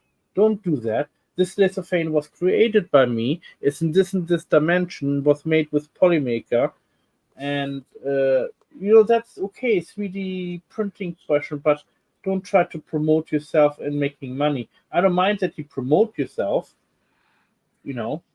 but promoting yourself to make money, no. That's why they have marketplace. Exactly. So that's why I have not necessarily liked Facebook and TikTok and that stuff, because obviously you can hijack other people's accounts, basically, not accounts, but you can hijack other people's Facebook threads and everything like that to promote your own stuff. But one thing, if you're a business and you're good at it, what you're doing, people will not shy away from you. They will actually tell you about it, and Marketplace owed me $75 for a month and a half. I sold some computer memory to a guy in Colorado. Once he received it, then payment should have went in my account. My information on Marketplace is correct, but a pop-up comes up on Marketplace to re-enter my banking information, which I've done multiple times. Once I submit it, that banner that says enter it is still there. I contacted Marketplace one time underneath that item that I sold. They allowed me to contact them once. I told them what the problem was. They emailed me back and they said everything is fine. The money will be in your account next week. Well, next week never happened. And every single day at 4 o'clock in the morning for the last month and a half, it says my account is paused because I need to enter my banking information to send the money. Well, it's correct. And it says it's correct, but I have no way of contacting Facebook. So I Googled it like a dummy. I found 2 phone numbers that look like good numbers. One was on LinkedIn and one was somewhere else. I called the first one. It didn't hang. It basically disconnected. It didn't go through. So I called a random different one that I found that I Googled. It done the same thing. And now what happens? My phone's ringing back. It's somebody in India calling me saying he's with Facebook. And I did give him my name, and that's as far as it went. I just gave him my name, told him what happened. He said, "Oh, your account's been hacked by 2 different people," and blah, blah, blah. I said, "How do I even know I'm talking to Facebook?" "Well, you Googled me. Of course you're talking to Facebook."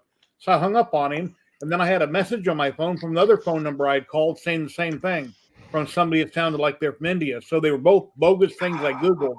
So when you Google something, be careful what you click on. It still might be BS. Or be careful what you call. And on Facebook itself, I couldn't find on Facebook a phone number to directly call them to say, "Hey, my account's right. You said it's right. When do I get my $75? So, ladies and gentlemen, John with Tripod's Garage in the house. Well, Hey, John. I am in Hey, huh? What? Who's he? Huh? What? Which room? What? He's Where not he in is? the garage. I can't see him. It's Tripod's I just kitchen. see a baseball hat. Yep. This is You not feeling well? Are you sick today? I'm sick of everyone. No. Oh. I'm in the office. I know it's weird, isn't it? Yeah, you're always in the cold. Bigger.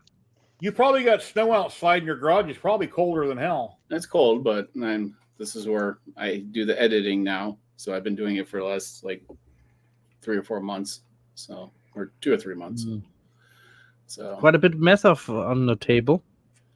well, this is still getting renovated. So that's then right there behind me is for the Christmas decorations that are getting put away finally. That's So, what I thought about. Yeah. Yay. yeah. So we got. So I just went to Christmas. Crawl Space to get those out. Oh, yep. Why not leave them on for next year? Oh yeah. Yep. You don't have to do that anymore. You don't have to take it down anymore. It's true. Yep. So, yeah. How's the weather there? You got a lot of snow, bad weather going on, or what? Yeah, probably in the last 4 or I 5 think you have days, we've carbon gotten fever. about a foot of snow. Yep. Are you able to go to work and drive through it? Do they plow on the roads, or is it pretty icy? and They're bad? good with plowing. It's unlike other, say like Tennessee got snow, they'll be shut down because they don't have the infrastructure for it. So, I mean, Didn't you had a plow in front of one of your truck once? Didn't I no, see a picture of you, or who was it? no. We at one time, my brother's ATV had a plow in front of it, but that was well before I was even on YouTube. And that was over 10 years ago. Yeah, I saw it on the picture. I think you showed off a picture in YouTube. What right here on the live stream.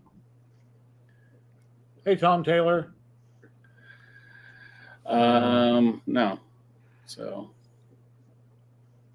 Must have been I don't think we even got a picture of it. We may have. I don't know. I have to take a look. It was when we received over 20 inches of snow. Wow. I think it was a white truck or bluish truck. I'm not sure. I think if it is a white truck, then I think it was Loyal Moses. I had a white. Oh, I okay. did have a white truck, but you don't put plows on White trucks.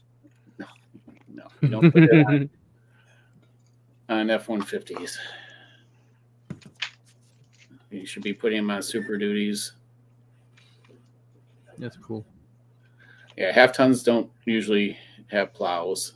So, Hey, Stephen, Fine, cool. fine. How you doing today?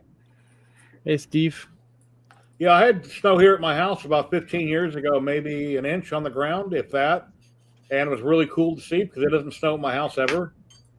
And Kenny lives on the other side of town, closer to a mountain where he does get snow occasionally, but I never do. I live near a mountain also, but my mountain is closer to Lake Mead and it doesn't snow here. My mountain's better than your mountain, so there. Yeah. That's You're it. like Jerry. I love the saying you are snow. Good though we got covered this week.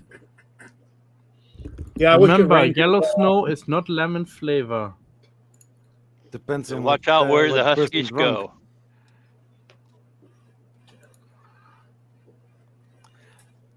How am I only getting one audio? Well, Yeah, I know, red light. I'm stuck totally at my desk here, you know. I think Matt German doesn't ever leave that room. I know that No, he does. I sleep in here, you know. Like The rest of you don't want to know. Well, no, that's I don't. Matt only has one room. He's got the bathroom one side, the kitchen behind the printer, and everything is all in one room there, basically. He has a very small flat. Yeah, you cannot swing a cat in here, I'll tell you that. Matt, did you say it's like 750 square feet total or something? Yeah. That's crazy. That's normal here in the UK. That's actually big. Yeah. My sister comes over here and sees all my junk everywhere. She goes, "God, you need a bigger house." Well, can't afford it, and I got stuff everywhere. Jerry, I wish I was living in this type of house what you have. I mean, just the space alone. Gosh. 1,700 square feet, and then I can close my patio. But to me, that's not much room. The 4 bedrooms are small. 2 of them are spare rooms. You just have junk in it, boxes everywhere, not organized. Yeah, I was hearing a hum or something when I entered the foyer, and our crawl space goes throughout the whole length of the house. So I was getting ready to edit a video, but I'm like, I need to investigate this, make sure there's nothing in the crawl space causing that noise. But then I think I narrowed it down after going through the crawl space for an hour. You found a raccoon. Well, unfortunately, there's construction that was done by my house, and small woodland creatures do find their ways into houses when that happens, especially when they're ripping down parts of, some of their habitat. So, but I think it was my NAS that was on my desk that was causing the problem, because it was pretty big. It's like a mini tower, and it's next to the wall. And I think it was the CPU fan inside that was causing it. Yeah, I had a power backup one time. It was buzzing, and I was going throughout the house. I couldn't figure out where the noise was coming from. It was really faint. I could barely hear it, and it was driving me nuts. But I eventually found the problem. Yeah, You that's never why know. You don't want it to be electrical. You hear a weird noise coming from somewhere. It's like, oh shit, better not be electrical. You never know, something could be shorting out or, cause a fire. And then next thing you know, everything.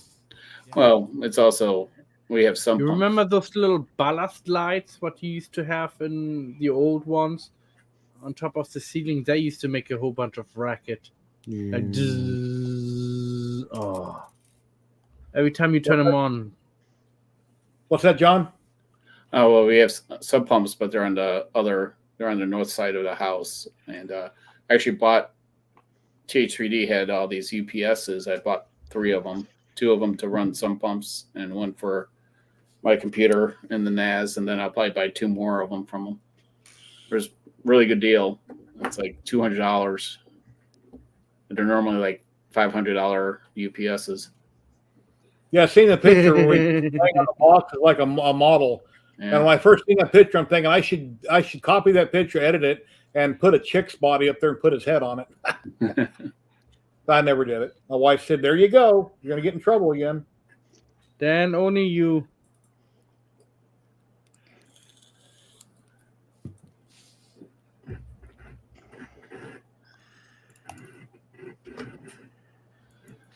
I could say something.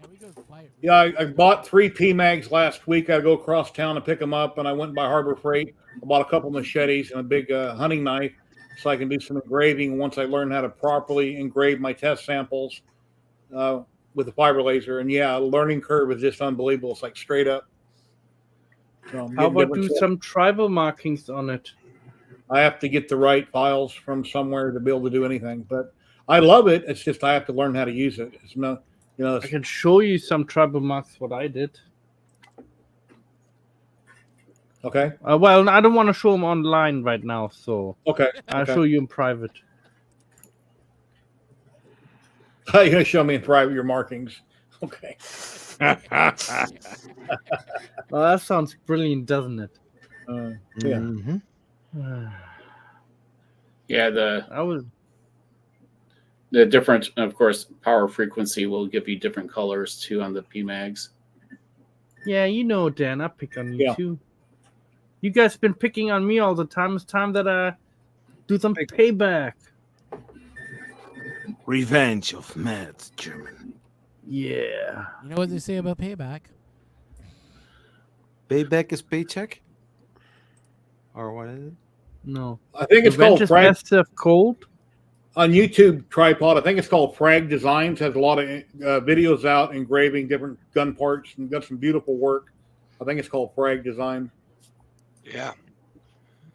But like with YouTube, the minute you start watching any one type of video on YouTube, the next thing you know, everything recommended is that type of file, and you'll actually lose your 3D printing stuff unless you go back and search for 3D printing. Then it starts populating that. It's like commercials. On YouTube, all I ever see are Bamboo Lab commercials. Every time it's commercial, it's for Bamboo Labs. So it depends what you're watching as to what it shows you. Yeah, I'm debating on buying that A1 still.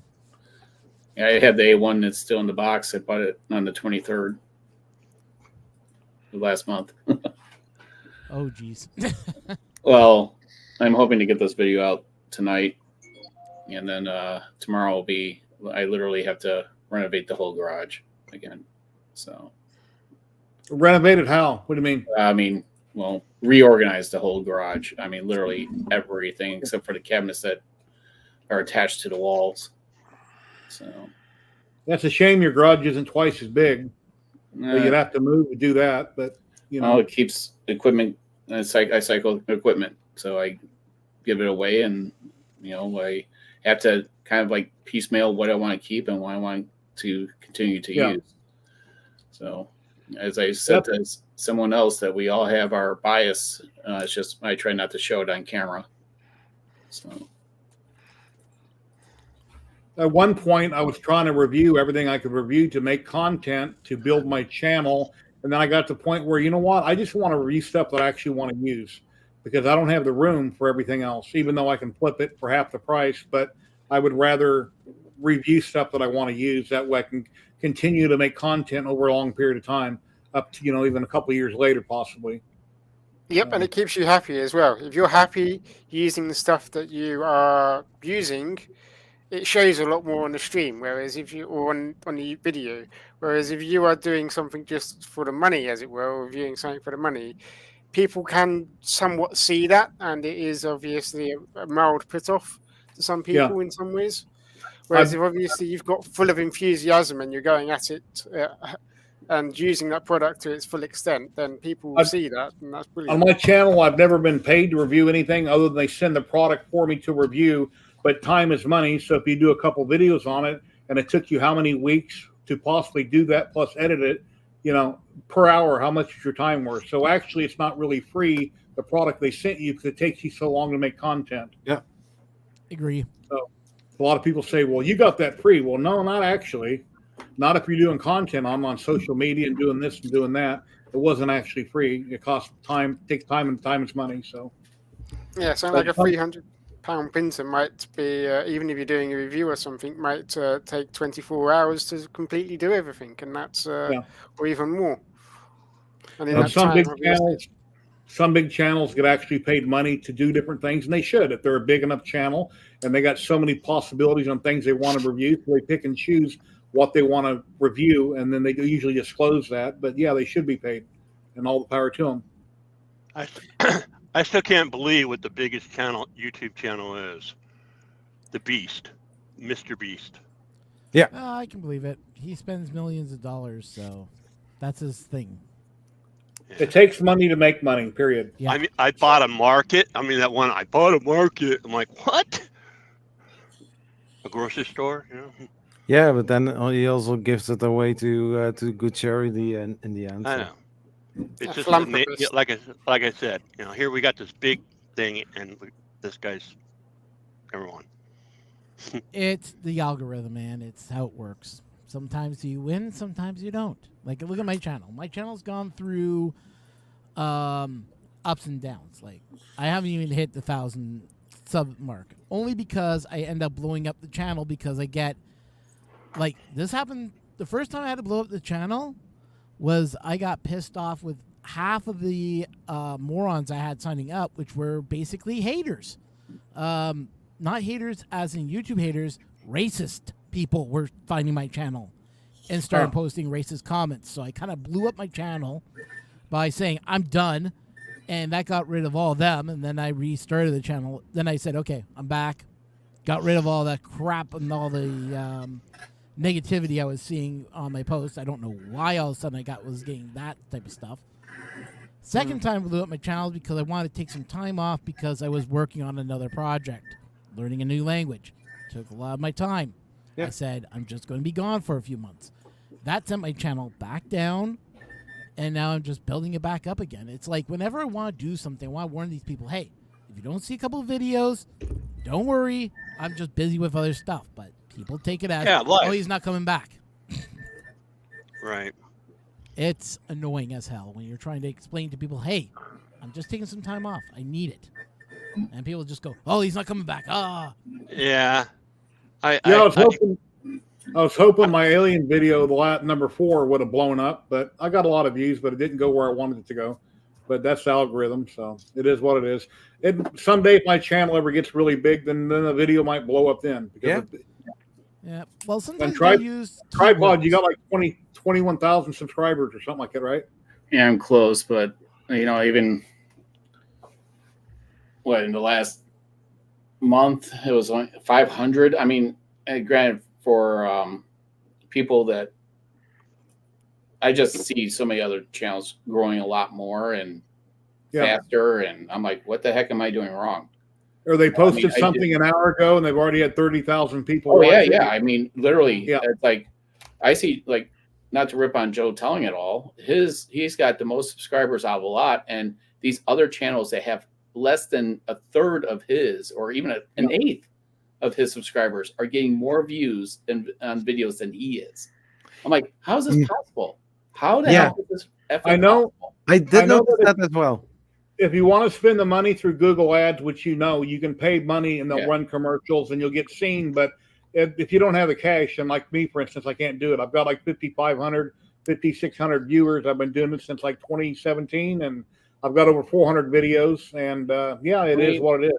How does one person that's had the video out for, like, I don't watch his content at all anymore, but 40,000 views in a day or two, and Joe Telling gets maybe 10 or less. And this was about printer filament. How the heck is that more interesting than what Joe Telling puts out? Yeah, I don't know. Like Carl says, they pay for ads, and I've looked into that with Google, but it's expensive.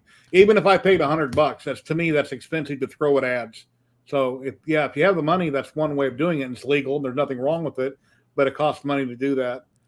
I think what we're seeing is, and I watched another video talking about buying views as an educational thing. And he said, when I bought views, I noticed my number went up. I ended up in trending all of a sudden because he bought like 20,000 views just to see what would happen. And he said, YouTube then recommended my video like mad. And it's all about, getting the content out and getting it out to people as, just that way. But I also found that shorts do help, but not as much as you may think. But I've had some shorts like just blow up 5 times better than what my full video did. And I saw my full video actually climb a little bit more. So shorts does help sometimes. Yeah, I done a short on my wife interrupted me when I was taping about the alien, and she really interrupted me. And yes, she cussed in the video, and it really made me mad that happened. I was going to cut that out of the video. I figured, no, I'll just leave it. Then one of my friends, Patrick, he's like, you ought to make a short of that. People would find it funny. And the short got twice as many views. But then again, shorts are getting thrown up in front of people where they want to watch them or not usually. You watch one, it goes to the next one, goes to the next one. And there's only like 10 seconds long. And it got a lot of people that liked it. And a few people were offended that she cussed in it. But, that's life. I cuss occasionally in videos. In real life, I cuss all the time. On YouTube, I rarely do it. And on here, I rarely do it. But I bite my tongue, basically. And which I don't bite it. I don't have any teeth. But I gum it. And, I don't know. As an example, I uploaded my videos onto YouTube yesterday of the RC car, and only one of them has got over 2,500 views, and that was within 24 hours. Excellent. So that was a short. The other ones have got 182, 7, and 2 views. So the short has basically, that was the very first one I done. And that has got 2,000, almost 500 views now. And I'm only guessing that is because it's a short. Shorts seem to work for people because people don't have the attention span of a gnat. Yeah. These days, it's like everybody wants to be the next TikToker. It's like, yeah, that's not me. I prefer long content. I prefer explaining what I'm doing rather than just, putting out a short just to great views. It means nothing in money-wise. And I'd rather put out long content so people can understand what I'm doing and pass on my information that I've learned onto others. But that's just me. I know I have a feeling we all feel that way, but yeah. Yeah, Patrick is the one of Light Source Engraving that recommended I made a short out of that with my wife Brandy commenting, interrupted me on the video. Yeah, I did see but you did have that part where at the end you were talking on your last video. I think it was your last one where you're like, I'm filming. I was like, Yeah. hey, that's pretty funny that you left that in there. Yeah, I was going to cut it out, and I figured, you know what? I watched it after I edited. I said, you know what? I'll just leave it. Maybe people find it funny. And yeah, I'm kind of glad I left it. I had an earthquake one time a couple years ago. California had an earthquake, and I'm filming something, and everything started shaking, kind of surprising me. I cut that out of the video. When I think back on it, I should have left it in. So, Actually, if you still have the original video, you could probably put it up as a short. I don't. I deleted it. When I render something in DaVinci and post it, and once I'm done using, I go on my hard drive and wipe everything out. Ooh. I don't save anything. Yeah. Yeah, I have it on my NAS. What I do is I go film in the garage, use the computer, and I have 2 different computers in there. If I'm lasering or something, I do my screen recordings on there for the software, save, rename the files and everything, upload to the NAS share file system. Then same with the camera. So I take the camera and upload it there, and then come back down here and do everything else. Yeah.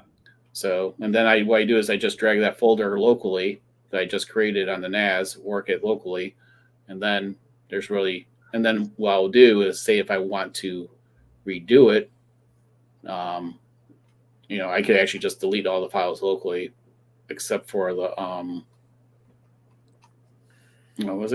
so I delete them locally, but then I could, if I want to work on it or something again, I could just repoint all the project to the NAS.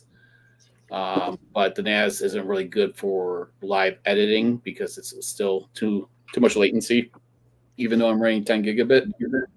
So when I'm editing in DaVinci and I got a bunch of time lapses or whatever, and I'm moving the slider trying to figure out where to cut something, everything on screen is really choppy. It's very choppy, and until I actually render it, I can't see how it really looks until I edit. It's too choppy. Interesting. I think it's just my processor, maybe, or my memory card or something, or not memory card, my video card. So I don't know. Are you using the free version still, John, or did you pay for DaVinci? I paid for it. I paid for it about 6 months ago or more. It's like 200 and something. I actually paid for it when my Murph video, the audio was so bad. So because they had some better audio tools for the free for the paid version, but I'm like, you know what? I've used it for over 2 years now. So might as well just give them my money now. Yeah. Do you get free updates forever with the paid version, or do you ever have to pay another fee? So far, all the updates have for the last year practically or 9 months have been all right. Just here's a new update. Okay, I haven't had to pay for it. Yeah, I see Vegas Movie Studio or something like that, a paid software I'd update every year. And then John turned me on to DaVinci, and I've been using that ever since, and I love it. Yeah, and if I don't know how to do a feature, I go and Google it. I look on YouTube, and I find a video where somebody's explaining how to do this or that, and then I know how to do it in DaVinci. Yeah. I haven't used DaVinci yet. I've been meaning to use it, but I still, every so often, go into Vegas and just do the edits that I need to do because I find Vegas to be a little bit easier on me. But that's only because I know how to use Vegas, and I haven't sat down to learn DaVinci, unfortunately.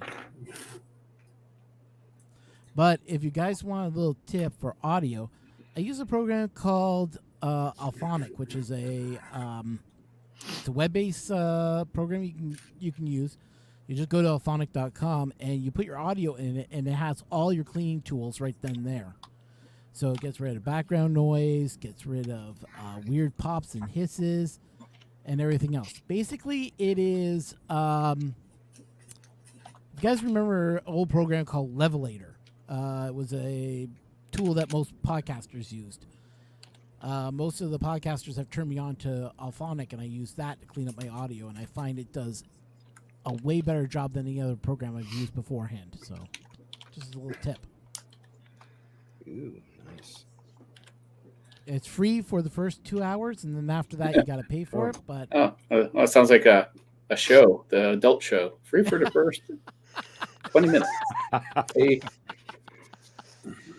No, but they just do it, and I just throw my audio in there whenever I'm doing like audio edits or anything like that, or when I have to work on podcasts. Yes, I still work with podcasters, but if I got some bad audio from a podcaster, I'll just throw it into Alphonic, have Alphonic do its thing, and then I'll throw it back into my audio editors and clean up whatever else I can clean up and edit, snip, cut, add files, add audio, and then throw it back into Alphonic, have it do a full level so I can make sure everything's perfect, and then I send it off to the guy who wants his audio fixed. So it's been fun.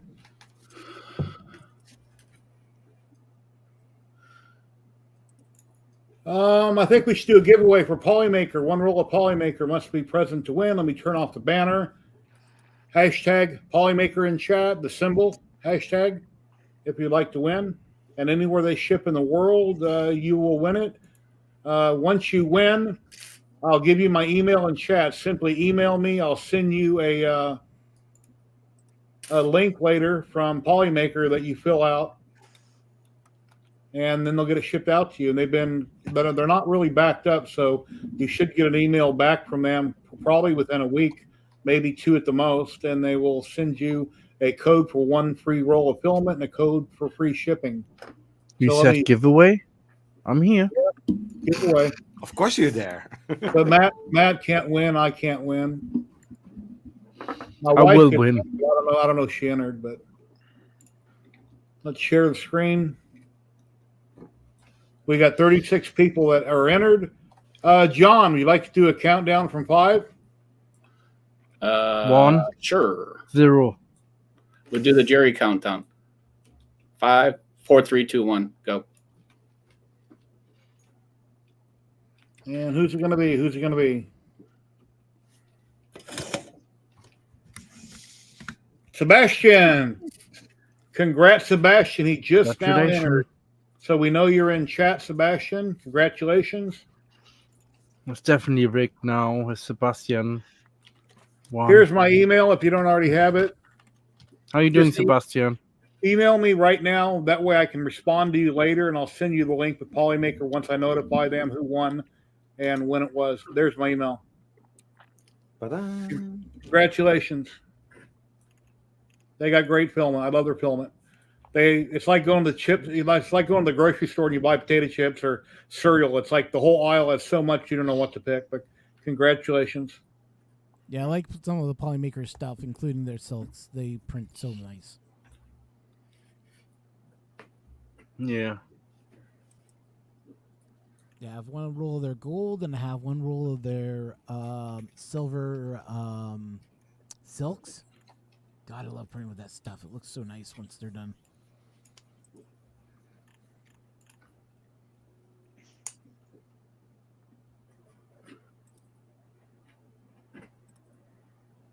Yes, look at my email.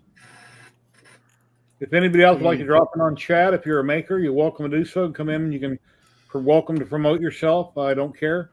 And show off what you're working on. And if you're not working on it, you just want to hang out, you can do that too. Here you go, guys. This is CMYK in black and white.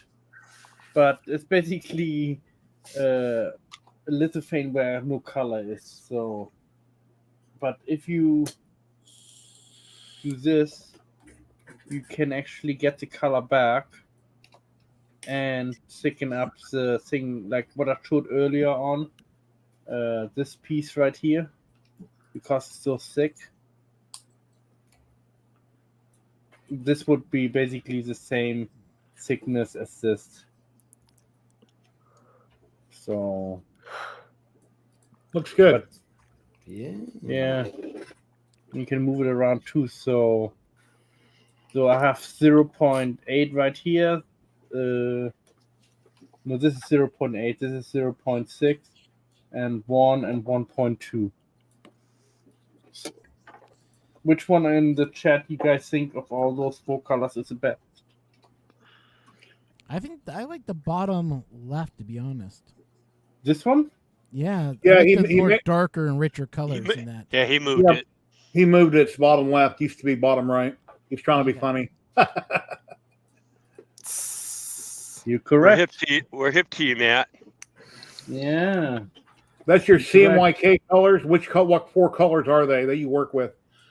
I always number them, because I know the thickness, etc. What 4 colors are you working with? Magenta, cayenne, yellow, and white. The base is white. It's always white. So you use way more white than any other color. The magenta, the cayenne, and blue, the yellow, you use very little of it because it's very thinly applied. And if you see the color, it's very thin. You can see it there where blue is a little bit. Yep. Can you see the blue? So Kind of. it's very thin. Yeah, it's a layer of 0.2. So very flat. John, do you ever have rendering issues that eventually resolve like I have, where it either shuts down the program or blinks out your monitors or resets your computer? One of the 3. I would have it where it would sometimes do that on my 2016 MacBook Pro POS. So what I was starting to do, because POS, piece of shit. yes, Ah. piece of Okay. no, I would do everything, have it all ready, and before I would render, I would actually save it, the project, make sure I saved it, and then shut it down completely. Yeah. And then relaunch it, because you're eating up a lot of memory during the rendering when you're working on your timeline. Yep. So that's why I did. But now with the computer I built, I don't have that much of an issue anymore, if not at all. But also what I did, get that super chat in. Pab TV, thank you very much for the $10. Thank you so much. I really appreciate it. Thank you. We got a button for that. Let me find it. I don't have this thing programmed right. Super chat. We got a No, Matt. Awesome super chat. Awesome super chat. There you go. Thank you very much. I cannot put my voice that high. Thank you. Hi. So right now, I don't use almost any of the callouts anymore. I've gone through so many different iterations of my editing style in the last 4 years, trying to streamline it down, try to make my edits faster, and I can't bear to just do what a lot of the people do and just sit in front of the printer or talk about, or whatever it is, talk about it for 8-10 minutes, and then that's it. I mean, it's, as a Canadian maker, it's a long form format for a reason. You're kind of showing what the product does and almost giving like a little tutorial on how you got it, the results you did. But I'm thinking of going into editing a little bit. My wife always asks me, well, how long is the video going to be before it's done? I say, well, I film everything, I edit it. Once I render it, then I'll know how long it's going to be. Yeah. I try to shorten it, but it doesn't always work out that way. Yeah, this one, how many clips do I have on this one? Whenever I speed up clips, like a time lapse, that's when it bogs down my computer. Whenever I speed things up, as soon as it tries to render that spot, that's what's bogging me down. And if it's gonna reboot me or kick me out of the program, that's when it's gonna do it. I could show you some of the edits if you want. Right now, I can share my screen. Sure. So hold on, let me save. Purely up to you. That's fine. Let's see here.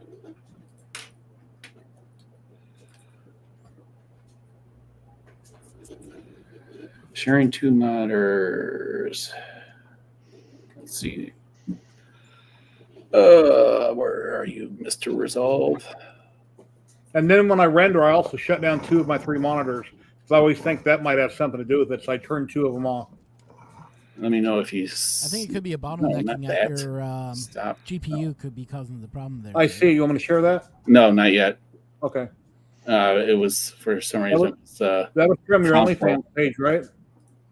That was I was looking up editing console. Hold on 1 second. Present. Share screen. Let's see.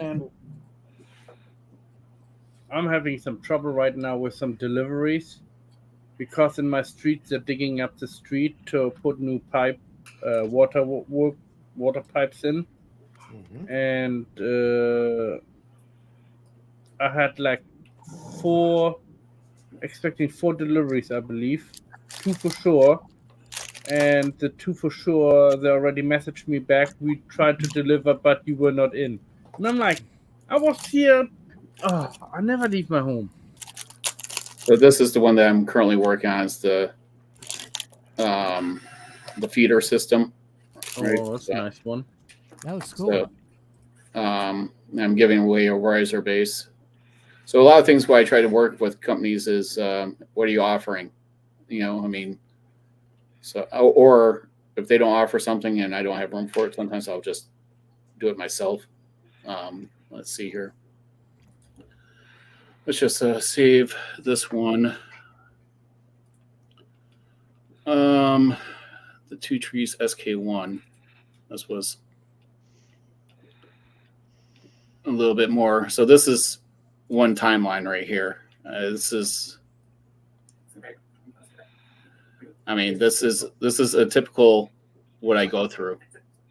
Like someone's like, I didn't really need to see the assembly of the box, and that was this right here, where all these separate edits.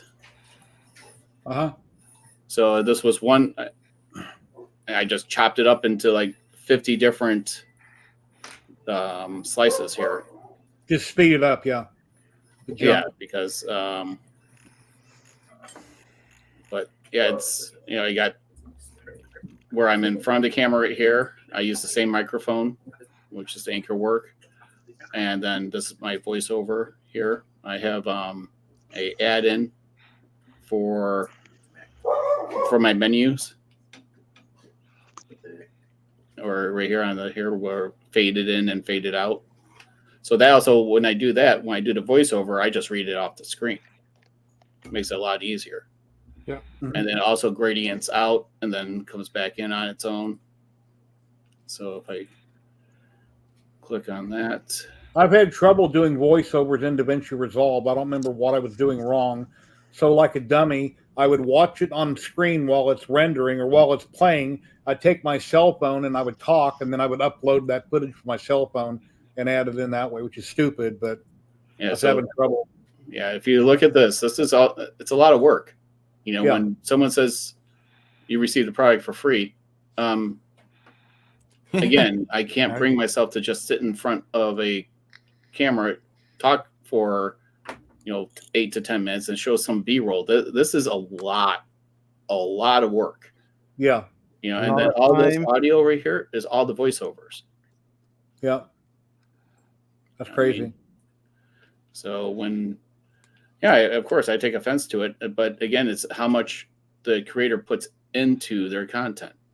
Mm-hmm. Not everyone's the same, but yeah, I try to now reduce my time of the unboxing part because I still believe it is kind of important. Yeah.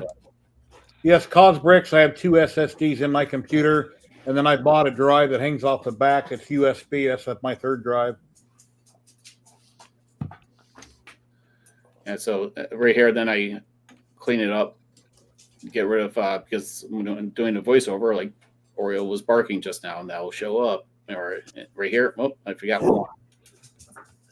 So here's one that I forgot to delete. So anything that's in red is one that's actually being in here. And then Jerry, you were asking about I know that it's a 10 to increase my volume, and then live still a 10. It's weird with the mic. It's very low gain out of the box. And then I have so what I've gotten rid of stuff that takes forever to render. So these add-ins that I purchased don't take nearly that long. So if I go into like the neon callouts right here,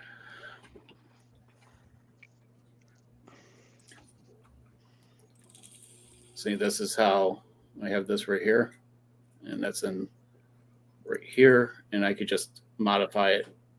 And then once I modify it here, say it's now, oh, this is going to be 199 because I'm actually going to use that. Go into my file, and I just copy this. So I'm going to hit copy, and what I'm going to do is I'm going to go back into my conveyor here, video. I know that this is going to be 199, and I could just hit paste here. Yeah. And since this has like practically no, I mean, it's no rendering time, you take this, modify it.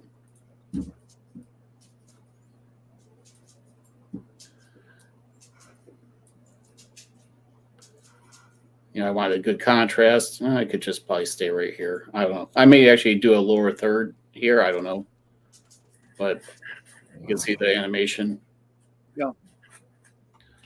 But yeah, that's how I save time is I jump around a lot and I use, you know, I got this, there's the slide bars.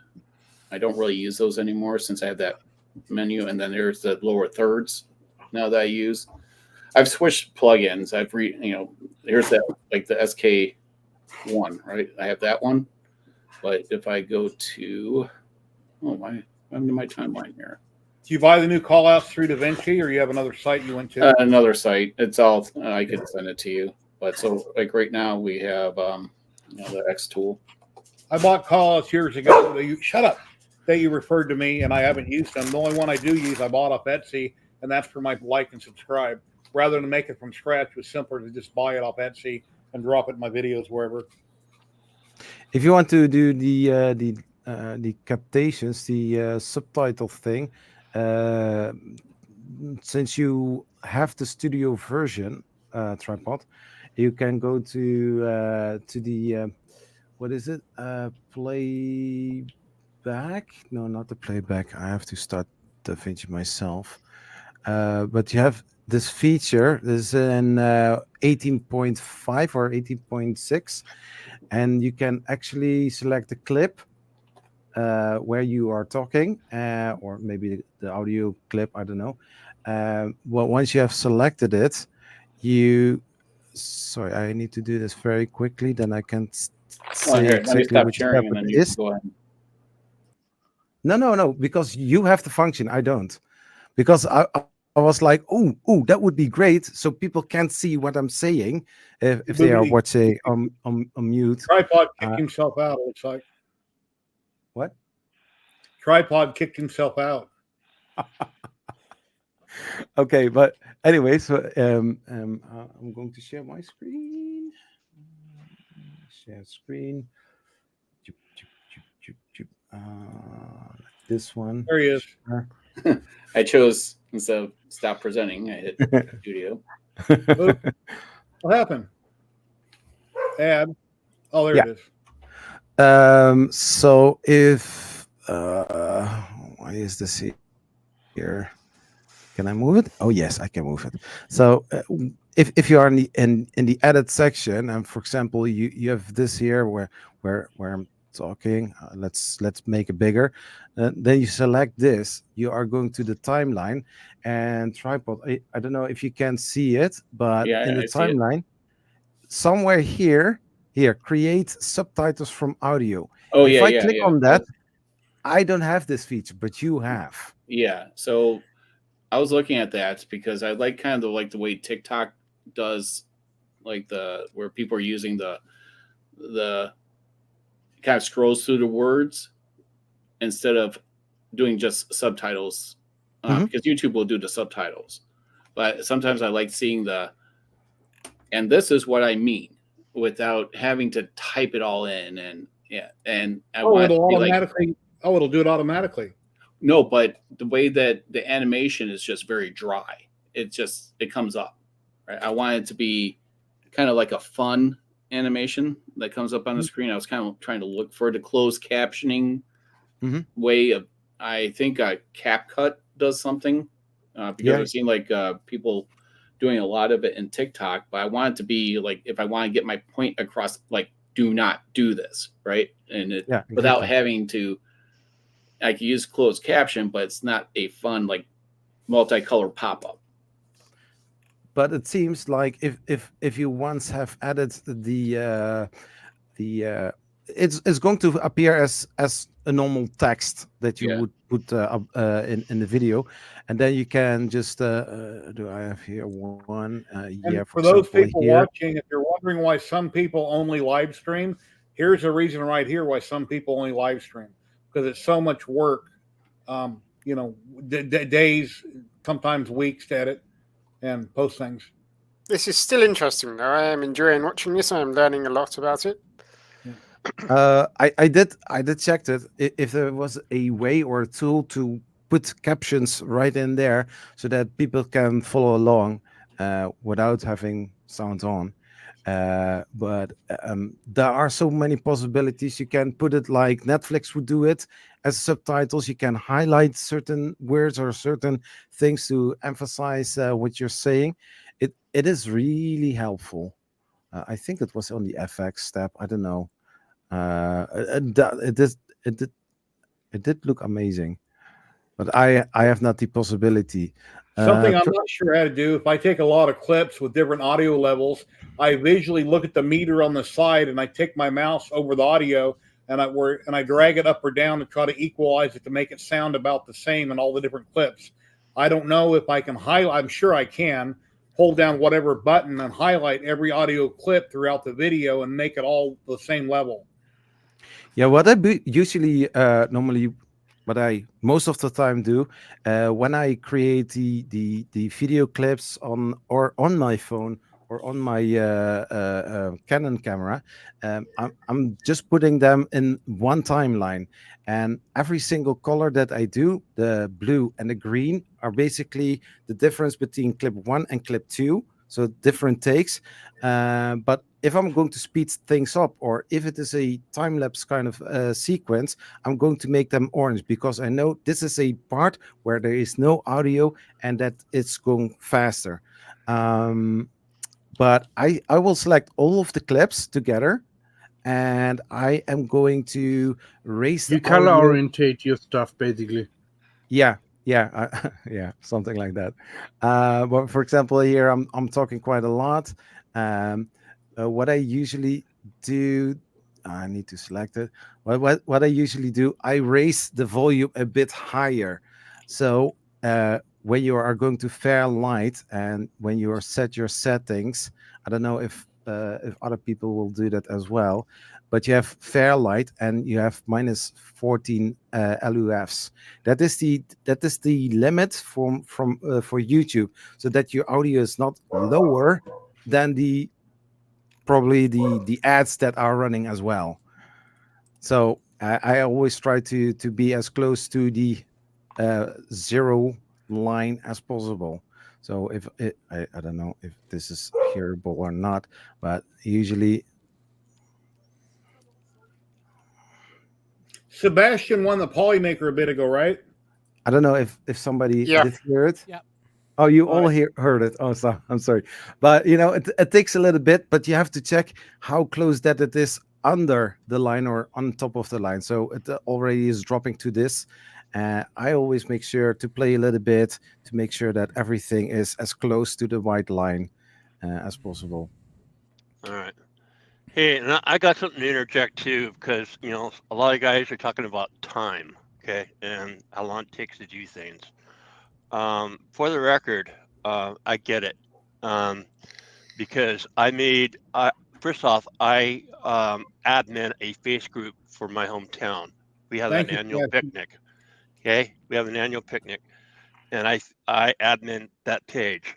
I made a tutorial for our hometown to add where we used to live, and that took me forever. And the app I used, it wasn't DaVinci because I didn't know about DaVinci.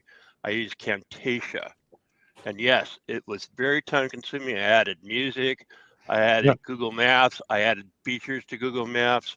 It took me forever, so I get it. Yeah, and also the thing is, you don't want to just have a plain video, because the first 30 seconds or even the Boring first, if it's plain.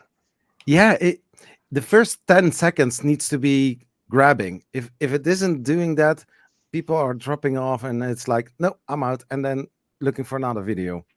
No, So mine it's starts with a well-known song, about your hometown, and yeah, I cool. mean, so far I haven't got any strikes for that, but yeah, it was a Montgomery Gentry song, country song. Yeah, that's cool. That was only part of it. But that is the thing that I always do on weekly based. But yeah, look up Camtasia. Camtasia is actually kind of Thank fun you to very play much with. for subscribing. And I don't know why I got something might be screwed up on my screen. I don't know. I didn't know. I don't know what happened. Has anybody ever heard of Camtasia? I've used Camtasia only once, and I did not like it. I used to like a horror movie called Fantasia. No, it's Phantasm.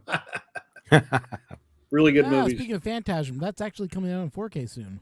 With Oh, yeah? redone graphics and The supposedly flying ball with the spikes hits you in the head and drills into your brain. Yeah, it's pretty crazy. Good stuff. Marcel, hello, hello. How are you doing, my friend?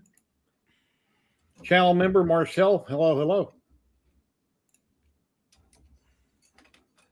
That God, will. looking at all this stuff, Hello, Kate. I just had a flash. Does anybody remember Cakewalk? Cake clock. Yeah.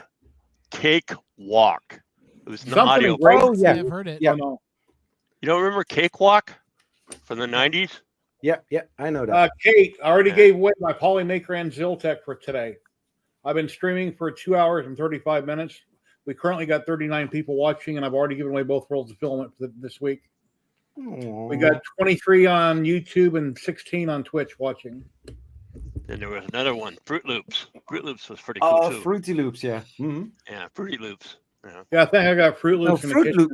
Was it Fruit Loops or Fruity Loops? I think it was Fruity Loops.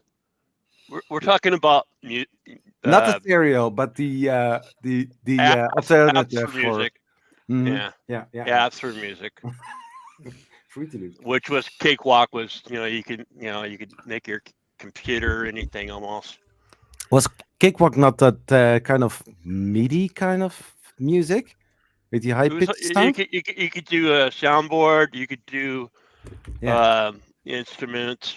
Musical instruments. The 90s were awesome. The 80s had some good stuff too. I mean, when like right now, I've gotten into 4K collecting, so I've been buying a whole bunch of new old movies like Weird Science. Weird Science. That is weird. RoboCop, Hey, raise your hand if you had a web TV. No. Hey, what? What? Web TV. My sister Web used to have TV, web never TV had. before internet. I had to do actual tech support for web TV at one time. Oh damn. Oh wow. I know. No, ma'am, that web TV does not have a hard drive. I'm sorry, no storage.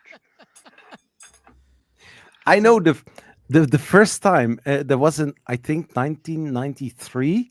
I saw a web page, like a web address, and I was like, "What is that?" So I went to a electronics shop, and I was like, "I see this standing here. How do I get there with my television?" Because it was in the TV guide, I was like, "How do I get to this what is it, website, web page?" He said, "No, you can access with it with the computer." And I was like, "Is that possible?" Yeah, you need to have internet. Internet? What's internet? Yes, Kate, I have, but I didn't put the neural inserts in, but I did print the same legs. He sent me over the file, and I printed them out for the MK2. Jared and I were talking the other day, and he goes far as back as a BBS. Can you believe that? Holy cow. Yeah, right before the internet, yeah. Oh yeah, BBSing was fun. I remember all the free nets that used to be out too. Like you could log into phone number to access just your email, but that's about it. Yeah, to access that person's computer and see whatever they see. Yeah. Yeah. That was my first computer was a Commodore 64. What can I say?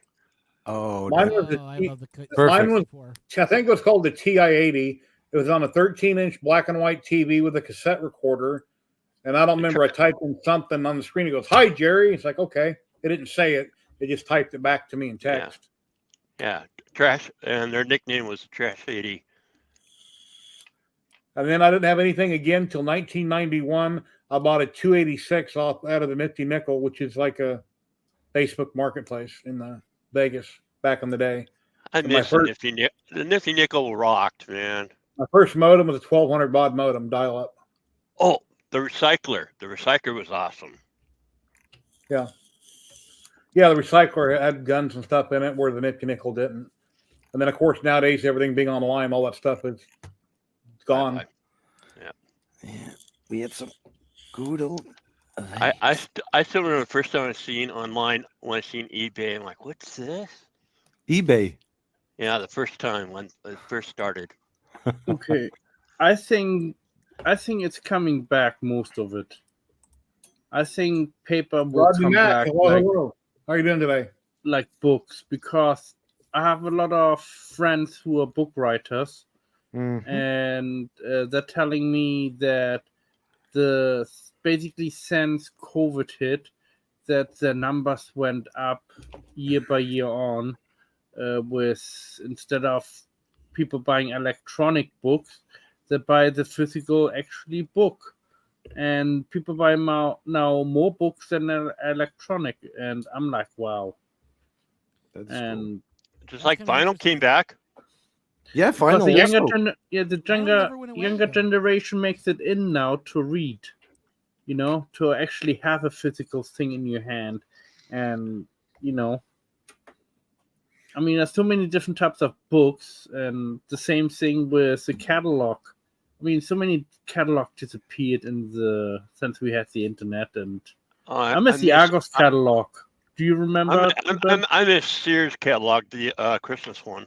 Mm-hmm. the Argos catalog? What we Kate, have in have the UK used to have. Kate, have you not printed them or do you need them?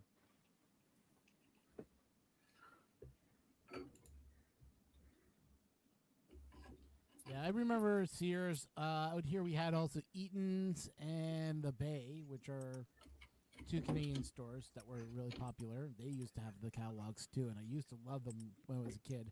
Also, Yeah. we had a thing called Consumers Distributing, where you would actually get the catalog, you write down the number on a piece of paper, you hand it to the cashier, and the cashier would go back and pick it up and then bring it out to you. Yeah. I miss those good old days. Well, remember those audio tapes? What you were able to buy, the first 10 were free, and then a penny or something, and then Columbia afterwards you had- House. Oh, Columbia House. Yeah. Yeah. God, what a scam. Oh, Oh, I Yeah. remember those. And I Actually, it used to, like- wasn't a scam. Scammers were using it. Yeah. Well, Because no, all no. What you needed to do is put. Go ahead. Sorry.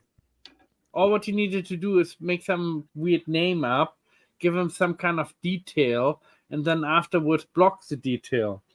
The bank details or whatever you gave them, and people did this over and over and get That's a why they're penny. not around anymore. I Yeah. turned Ron's mic way up and I turned Kenny's mic down. Say something, Ron. 1, 2, 3, 4, 5. That sound better, chat? Yeah, Mine I was that remember those powerful? days. Yeah, your mic, you was coming over really loud, Kenny, so I turned your mic down. You sound fine now. I sound fine now? Good. Well, I think you guys both sound fine now. Yeah, Kenny's yeah, mic I he- thought was really loud, so I he's- turned it down. Yeah, he sounds a Everybody's saying little I'm still muffled. quiet. Okay. I was Yeah, not allowed to buy any. Any what? All my friends were the tapes. All my friends were buying tapes and like showing them off Oh, in yeah. school, and I'm like, I was like the only one, but I was the only one in school who had a computer. So Yeah, well, I was in school. We didn't have computers. are you clapping for me or are you clapping for sound? No, I'm clapping for sound. I'm just checking. Ah, something here. And I thought Sorry. you clapping for me. Nah, sorry. Yeah, How well, am I was in now, school. guys? Yeah. All right, Daddy Wazzy, I got it now. Thank you. I'm just waiting on Sebastian to send me an email. Sounds good. Sounds good. Okay, well, that's good then. You're quiet today, tripod. What? He's busy. He's tired. Yeah. He was muted there tired. for a while. Now he's back. So accepting leg donations, huh? Yep. Figured everyone else is asking for subs and stuff, so I figured I'll ask for leg donations. I mean, Jerry's been printing out legs for his xenomorph. I mean, he never said, "Hey, John, tripod. I've known you needed a leg more than the xenomorph." But I really wish there's a way that you could have a leg where you could walk around like everybody else I see on the internet that has legs. But I understand why, but I wish there was a way they could fix that problem. Yeah, shit happens. You know, God has given us multiple body parts for a reason. You can get rid of a couple and still be functional. So, Yep. It's just the weather here is just atrocious. So, Hey, tripod, you're preaching to the choir. I know how the weather is. It's terrible. I mean, I hate it when my internet goes down. I hate it worse when the power goes out. Then I'm really pissed because you can't do nothing without power. So tripod. You don't have a backup generator? No. You don't have a battery backup? Tripod. Do you do your own snow blowing? it sounds like a very personal question. Let me bring it back to the PG level for everyone in the house. No, I actually, I tried to do it. I had a little video on my channel about me doing it on a rolling cart, but it's just very difficult to do. So Yeah, I can imagine. Don't you have a death racer? mine are the two that I have are officially retired. I'm building a new one with all new electronics, and I may actually design some parts myself, make it different. Yeah. How about put a snowplow in front of it? Yeah. No, there's no. You couldn't keep it charged enough to keep up with how much snow we got in 48 hours. The wife is calling. Dreams Void, he lost his leg above the knee, way above the knee. And Sergio's having high winds. So yeah, no Lieutenant Dan. Yeah, we had high winds the other day here, and it blew part of the chimney off. I was standing outside in the back, vaping, and all of a sudden, kaboom! It fell down on the floor. I was maybe like 1.5 meters away from it, and I'm like, damn, could have hit me.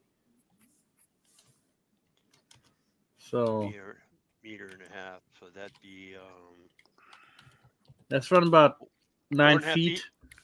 No, 9 no. That's not 9 feet. Not 9. No, 9 feet. Yeah, 1.5 feet. 3, 4, 5.5 feet. I was right. Yeah, 5.5 feet. Yeah. Man. Sorry. I don't work in American freedom units. Freedom units. I think it's only U.S. and somewhere in South Africa, I think, use the same units. If I remember correctly. Maybe. And like everywhere else, it's all metric. Kate, I need to order some thumb screws. That way I can put the I have the Zerk inserts that I can put in them. I can print you them. Don't worry about it. You donate to me all the time.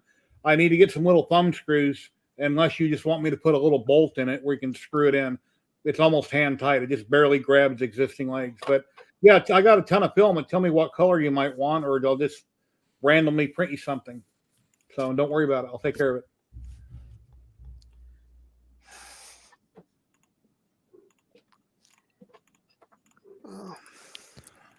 I'm getting tired. I've got to go. Have to go soon. Okay.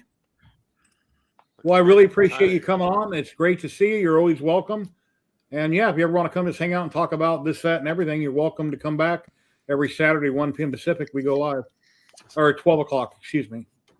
I used to be 1 o'clock. 8 o'clock our time, UK time. Yep. Thank you very much for the offer. I probably will come back on at some point. Yeah, you're always welcome. Cool. You take care. Yeah, like when you update your Be safe. model there, that'd be cool.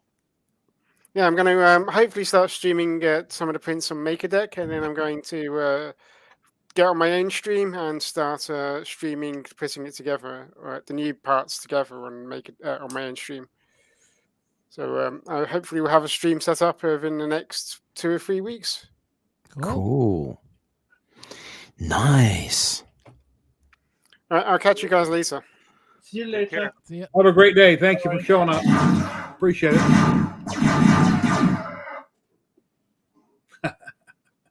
I was like, what?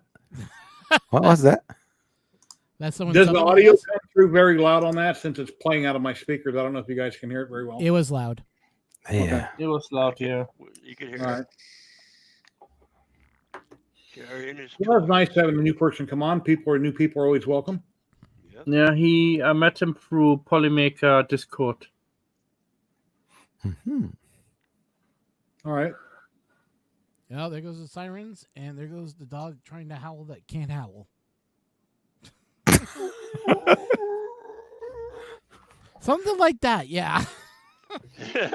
No, my sister had a Siberian Husky, and she has a shepherd, Australian Shepherd, and the Siberian Husky decided to teach the dog how to howl, and her howl like. But is it not a known thing with Huskies? Because you're making that sound, and it sounds really familiar with other dogs that other Huskies that I see online. They just don't get it right. No, Huskies can actually howl loud. If you've ever had a Husky. Oh yeah, you'll that they hear are them loud. howl. Yes. Oh yeah, and they can howl perfectly. But when the other dog tries to copy her, and it just it just sounds so wrong. It's like, oh god.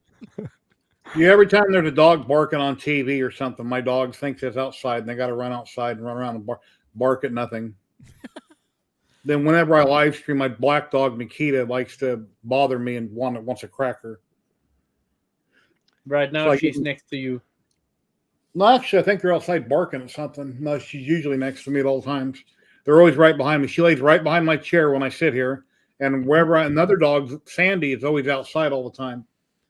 For some reason, she's always outside. I got a picture here somewhere. Yeah, my Yeah, the dog just craziest stakes thing- around my mom. My sister does the craziest thing for her dogs.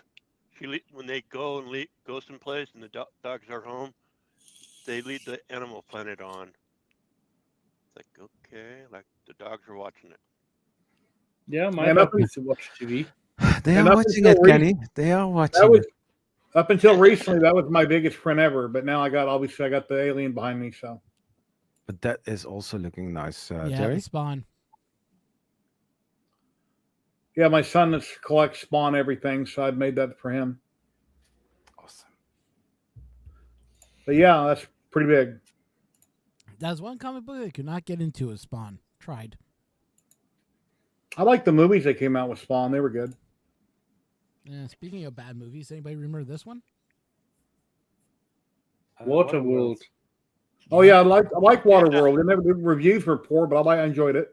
Yeah, well, what's interesting with this one actually came with the ellipses cut, which is supposedly a reworked version of Waterworld, basically. It's supposed to be shorter, more compact, but still keeping the same story in a shorter version. So I have not watched that version yet, but That is That's actually kinda the nice. name. That is actually the name of my water bill. For the city of Henderson, like you can give your account a nickname on their website. I gave it Waterworld. Yeah, here in Stoke-on-Trent, we have a place called Waterworld.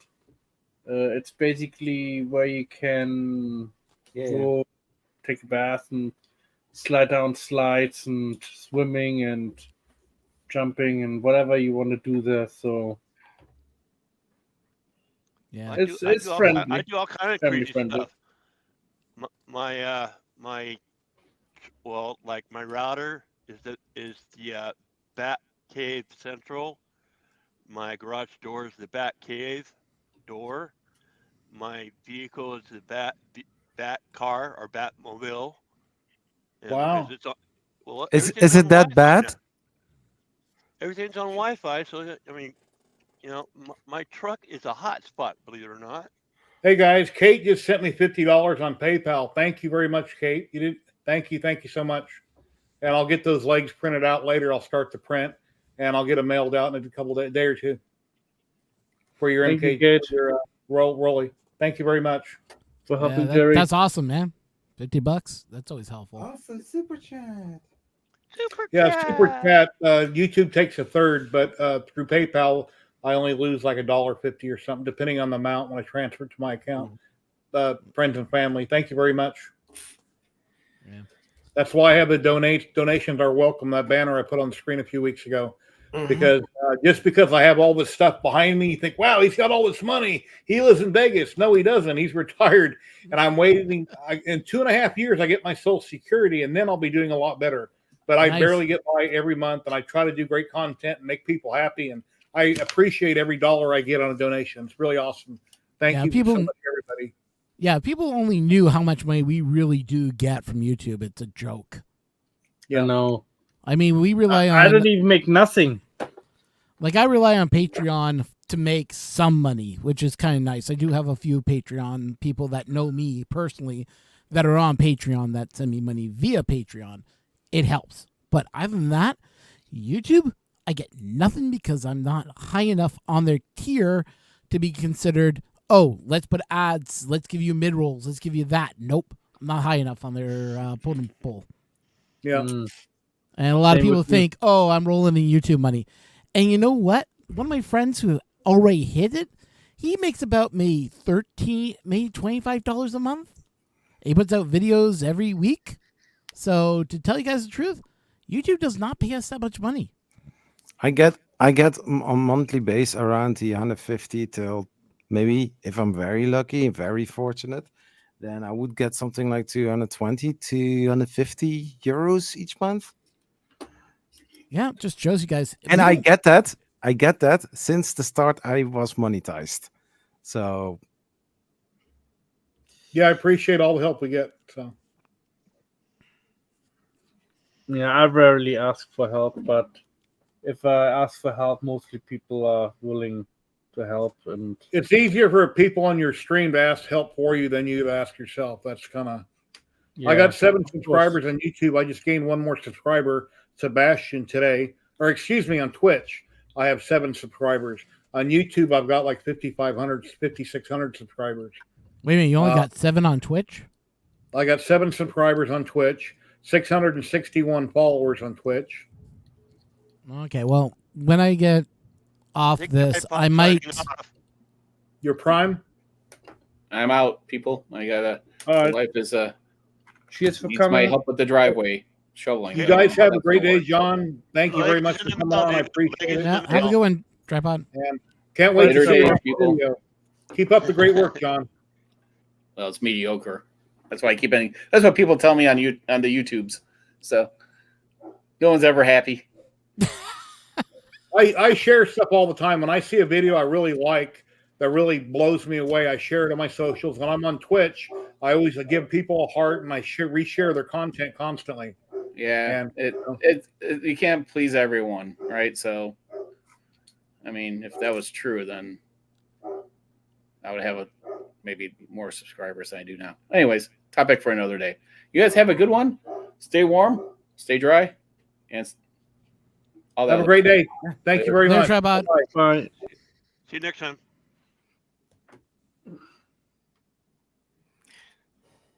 Yeah, they have it kind of backwards and mixed up. Subscribers on YouTube can use their Amazon Prime or pay $4.99 a month, and follows are free. Where on YouTube, a follow is called a subscription, which is free on YouTube, and a member is paid on YouTube membership. Yep. So it's kind of mixed up. But it is what it is. I'll keep making content as I make it, and someday it'll grow or someday it won't. I shouldn't dwell on it, and you shouldn't compare yourself to other people because things happen for whatever reason they happen. So, well, Jerry, when this stream is over, I'm gonna go log into my Twitch, and I'll try to put your feed into my feed, and maybe I might get a couple more subscribers for you. Oh, nice. Thank you. Yeah, appreciate that. So is that kind of like my peeps will talk to your peeps, and then we'll get back to you and do lunch? Something like that. So you used to be able to do that on Twitch, and I don't know if you still can, but I used to do that where I would link mine to other channels. So when you come to me and I'm not on, it automatically take you to another channel. But yeah, you're welcome to. Helping, you can still do that. It's buried inside Twitch deep down because whenever my friend Kilroy, aka Al, He does woodworking and a 3D printer guy and a ham radio operator like myself. When his feed turns on, my Twitch channel then starts streaming his stream. So I have seen that happen. So I'm going to see if I can set that up for you. Question. Okay. Yep. Now that you just said ham radio, so I mean, I know ham radio is fast. I get that. But have you ever had the luckiness of being able to talk to Mr. Joe Walsh? Joe Waltz. Don't think I have. No. Because that is a hobby of his. Yeah. Well, You know, he collects all kinds of radios. You know, there's and millions I'm of talking us about out the there. Joe Walsh. You know, Ringo's brother-in-law. Oh. Yeah, I forgot what his call letters are, but yeah, he does ham radio. I haven't hit a lot of I haven't got a lot of British hits yet. Usually on DMR, I usually end up talking to a few, but I don't know enough that come to mind. I'm just trying to think if I've. Sebastian, the one polymaker, shoot me an email so I can contact you later. Just email me, and I don't see it here in my email. That way, after this. Oh, here it is. I see it. It's in my spam folder. I got it. Never mind. I thought about getting in the ham at one time. Ham radio can be fun. It can be a challenge too, especially if you don't have the room or the ability to set up an antenna. That can be an issue. But other than that, I mean, even 2 meter can get you at least on the bands and trying it out to see if it's your thing. I mean, the what is it? I believe it's Technician in the States. It's not that hard. It's about 25 questions out of 375 question bank, and you need to get 75 or better. The questions are pretty simple. All you have to do is just read the book, and you can probably get past the test within a month. Yeah, maybe. Yeah, I had to do the same thing with my drone. You know, I had to take a test. At least you don't have the Canadian one, which is 100 questions in the bank, and it is the most technical, hardest read you'll ever do. It's like Technician and Advance. Sorry, Technician and General Had a Baby. That's what the Canadian one is, and it's 150 questions bigger. It is a monstrous one to get past. I passed it. I finally got above 75. I hit 80, so I got my honors, so I can do what do you call it? The higher bands, like 10 meter, 20 meter, 30 meter, 40 meter, 80 meter transmissions, which is just saying like what bands I can be on. In the States, I know you guys have certain amounts that you can be on, and then once you pass your advance, then you have open to all the bands in the ham radio spectrum. Yeah, so it can be fun. Like, I sit there, and if you want to have some challenges, there's something called WebSDR. WebSDR allows you to log into these private servers, and you can listen to the radio bands. Sometimes I will log into the one out in, I believe it is Pittsburgh? Yeah, Pittsburgh. No, Philadelphia. Sorry. In Philadelphia. And I log into their transmission room, and I listen to usually 20 meters. I'll listen to 14.4, was it 235 or is it 245? One of those areas. And what you can do is you can hear these transmissions. It sounds like data from the old telephone lines. But if you get something called if you get your phone and you just log in and you download like something, say a video, what is it called? SSTV encoder or decoder, you can see pictures that our hams are transmitting back and forth through the airwaves, and you can see pictures getting uploaded and downloaded constantly. That's crazy. Yeah, and we send out 5.9 or 4.4 or whatever the signal strength is, and then we transmit another picture back. It can be a lot of fun. You can make a lot of communication hits and just have fun. There's also something called What's it called? I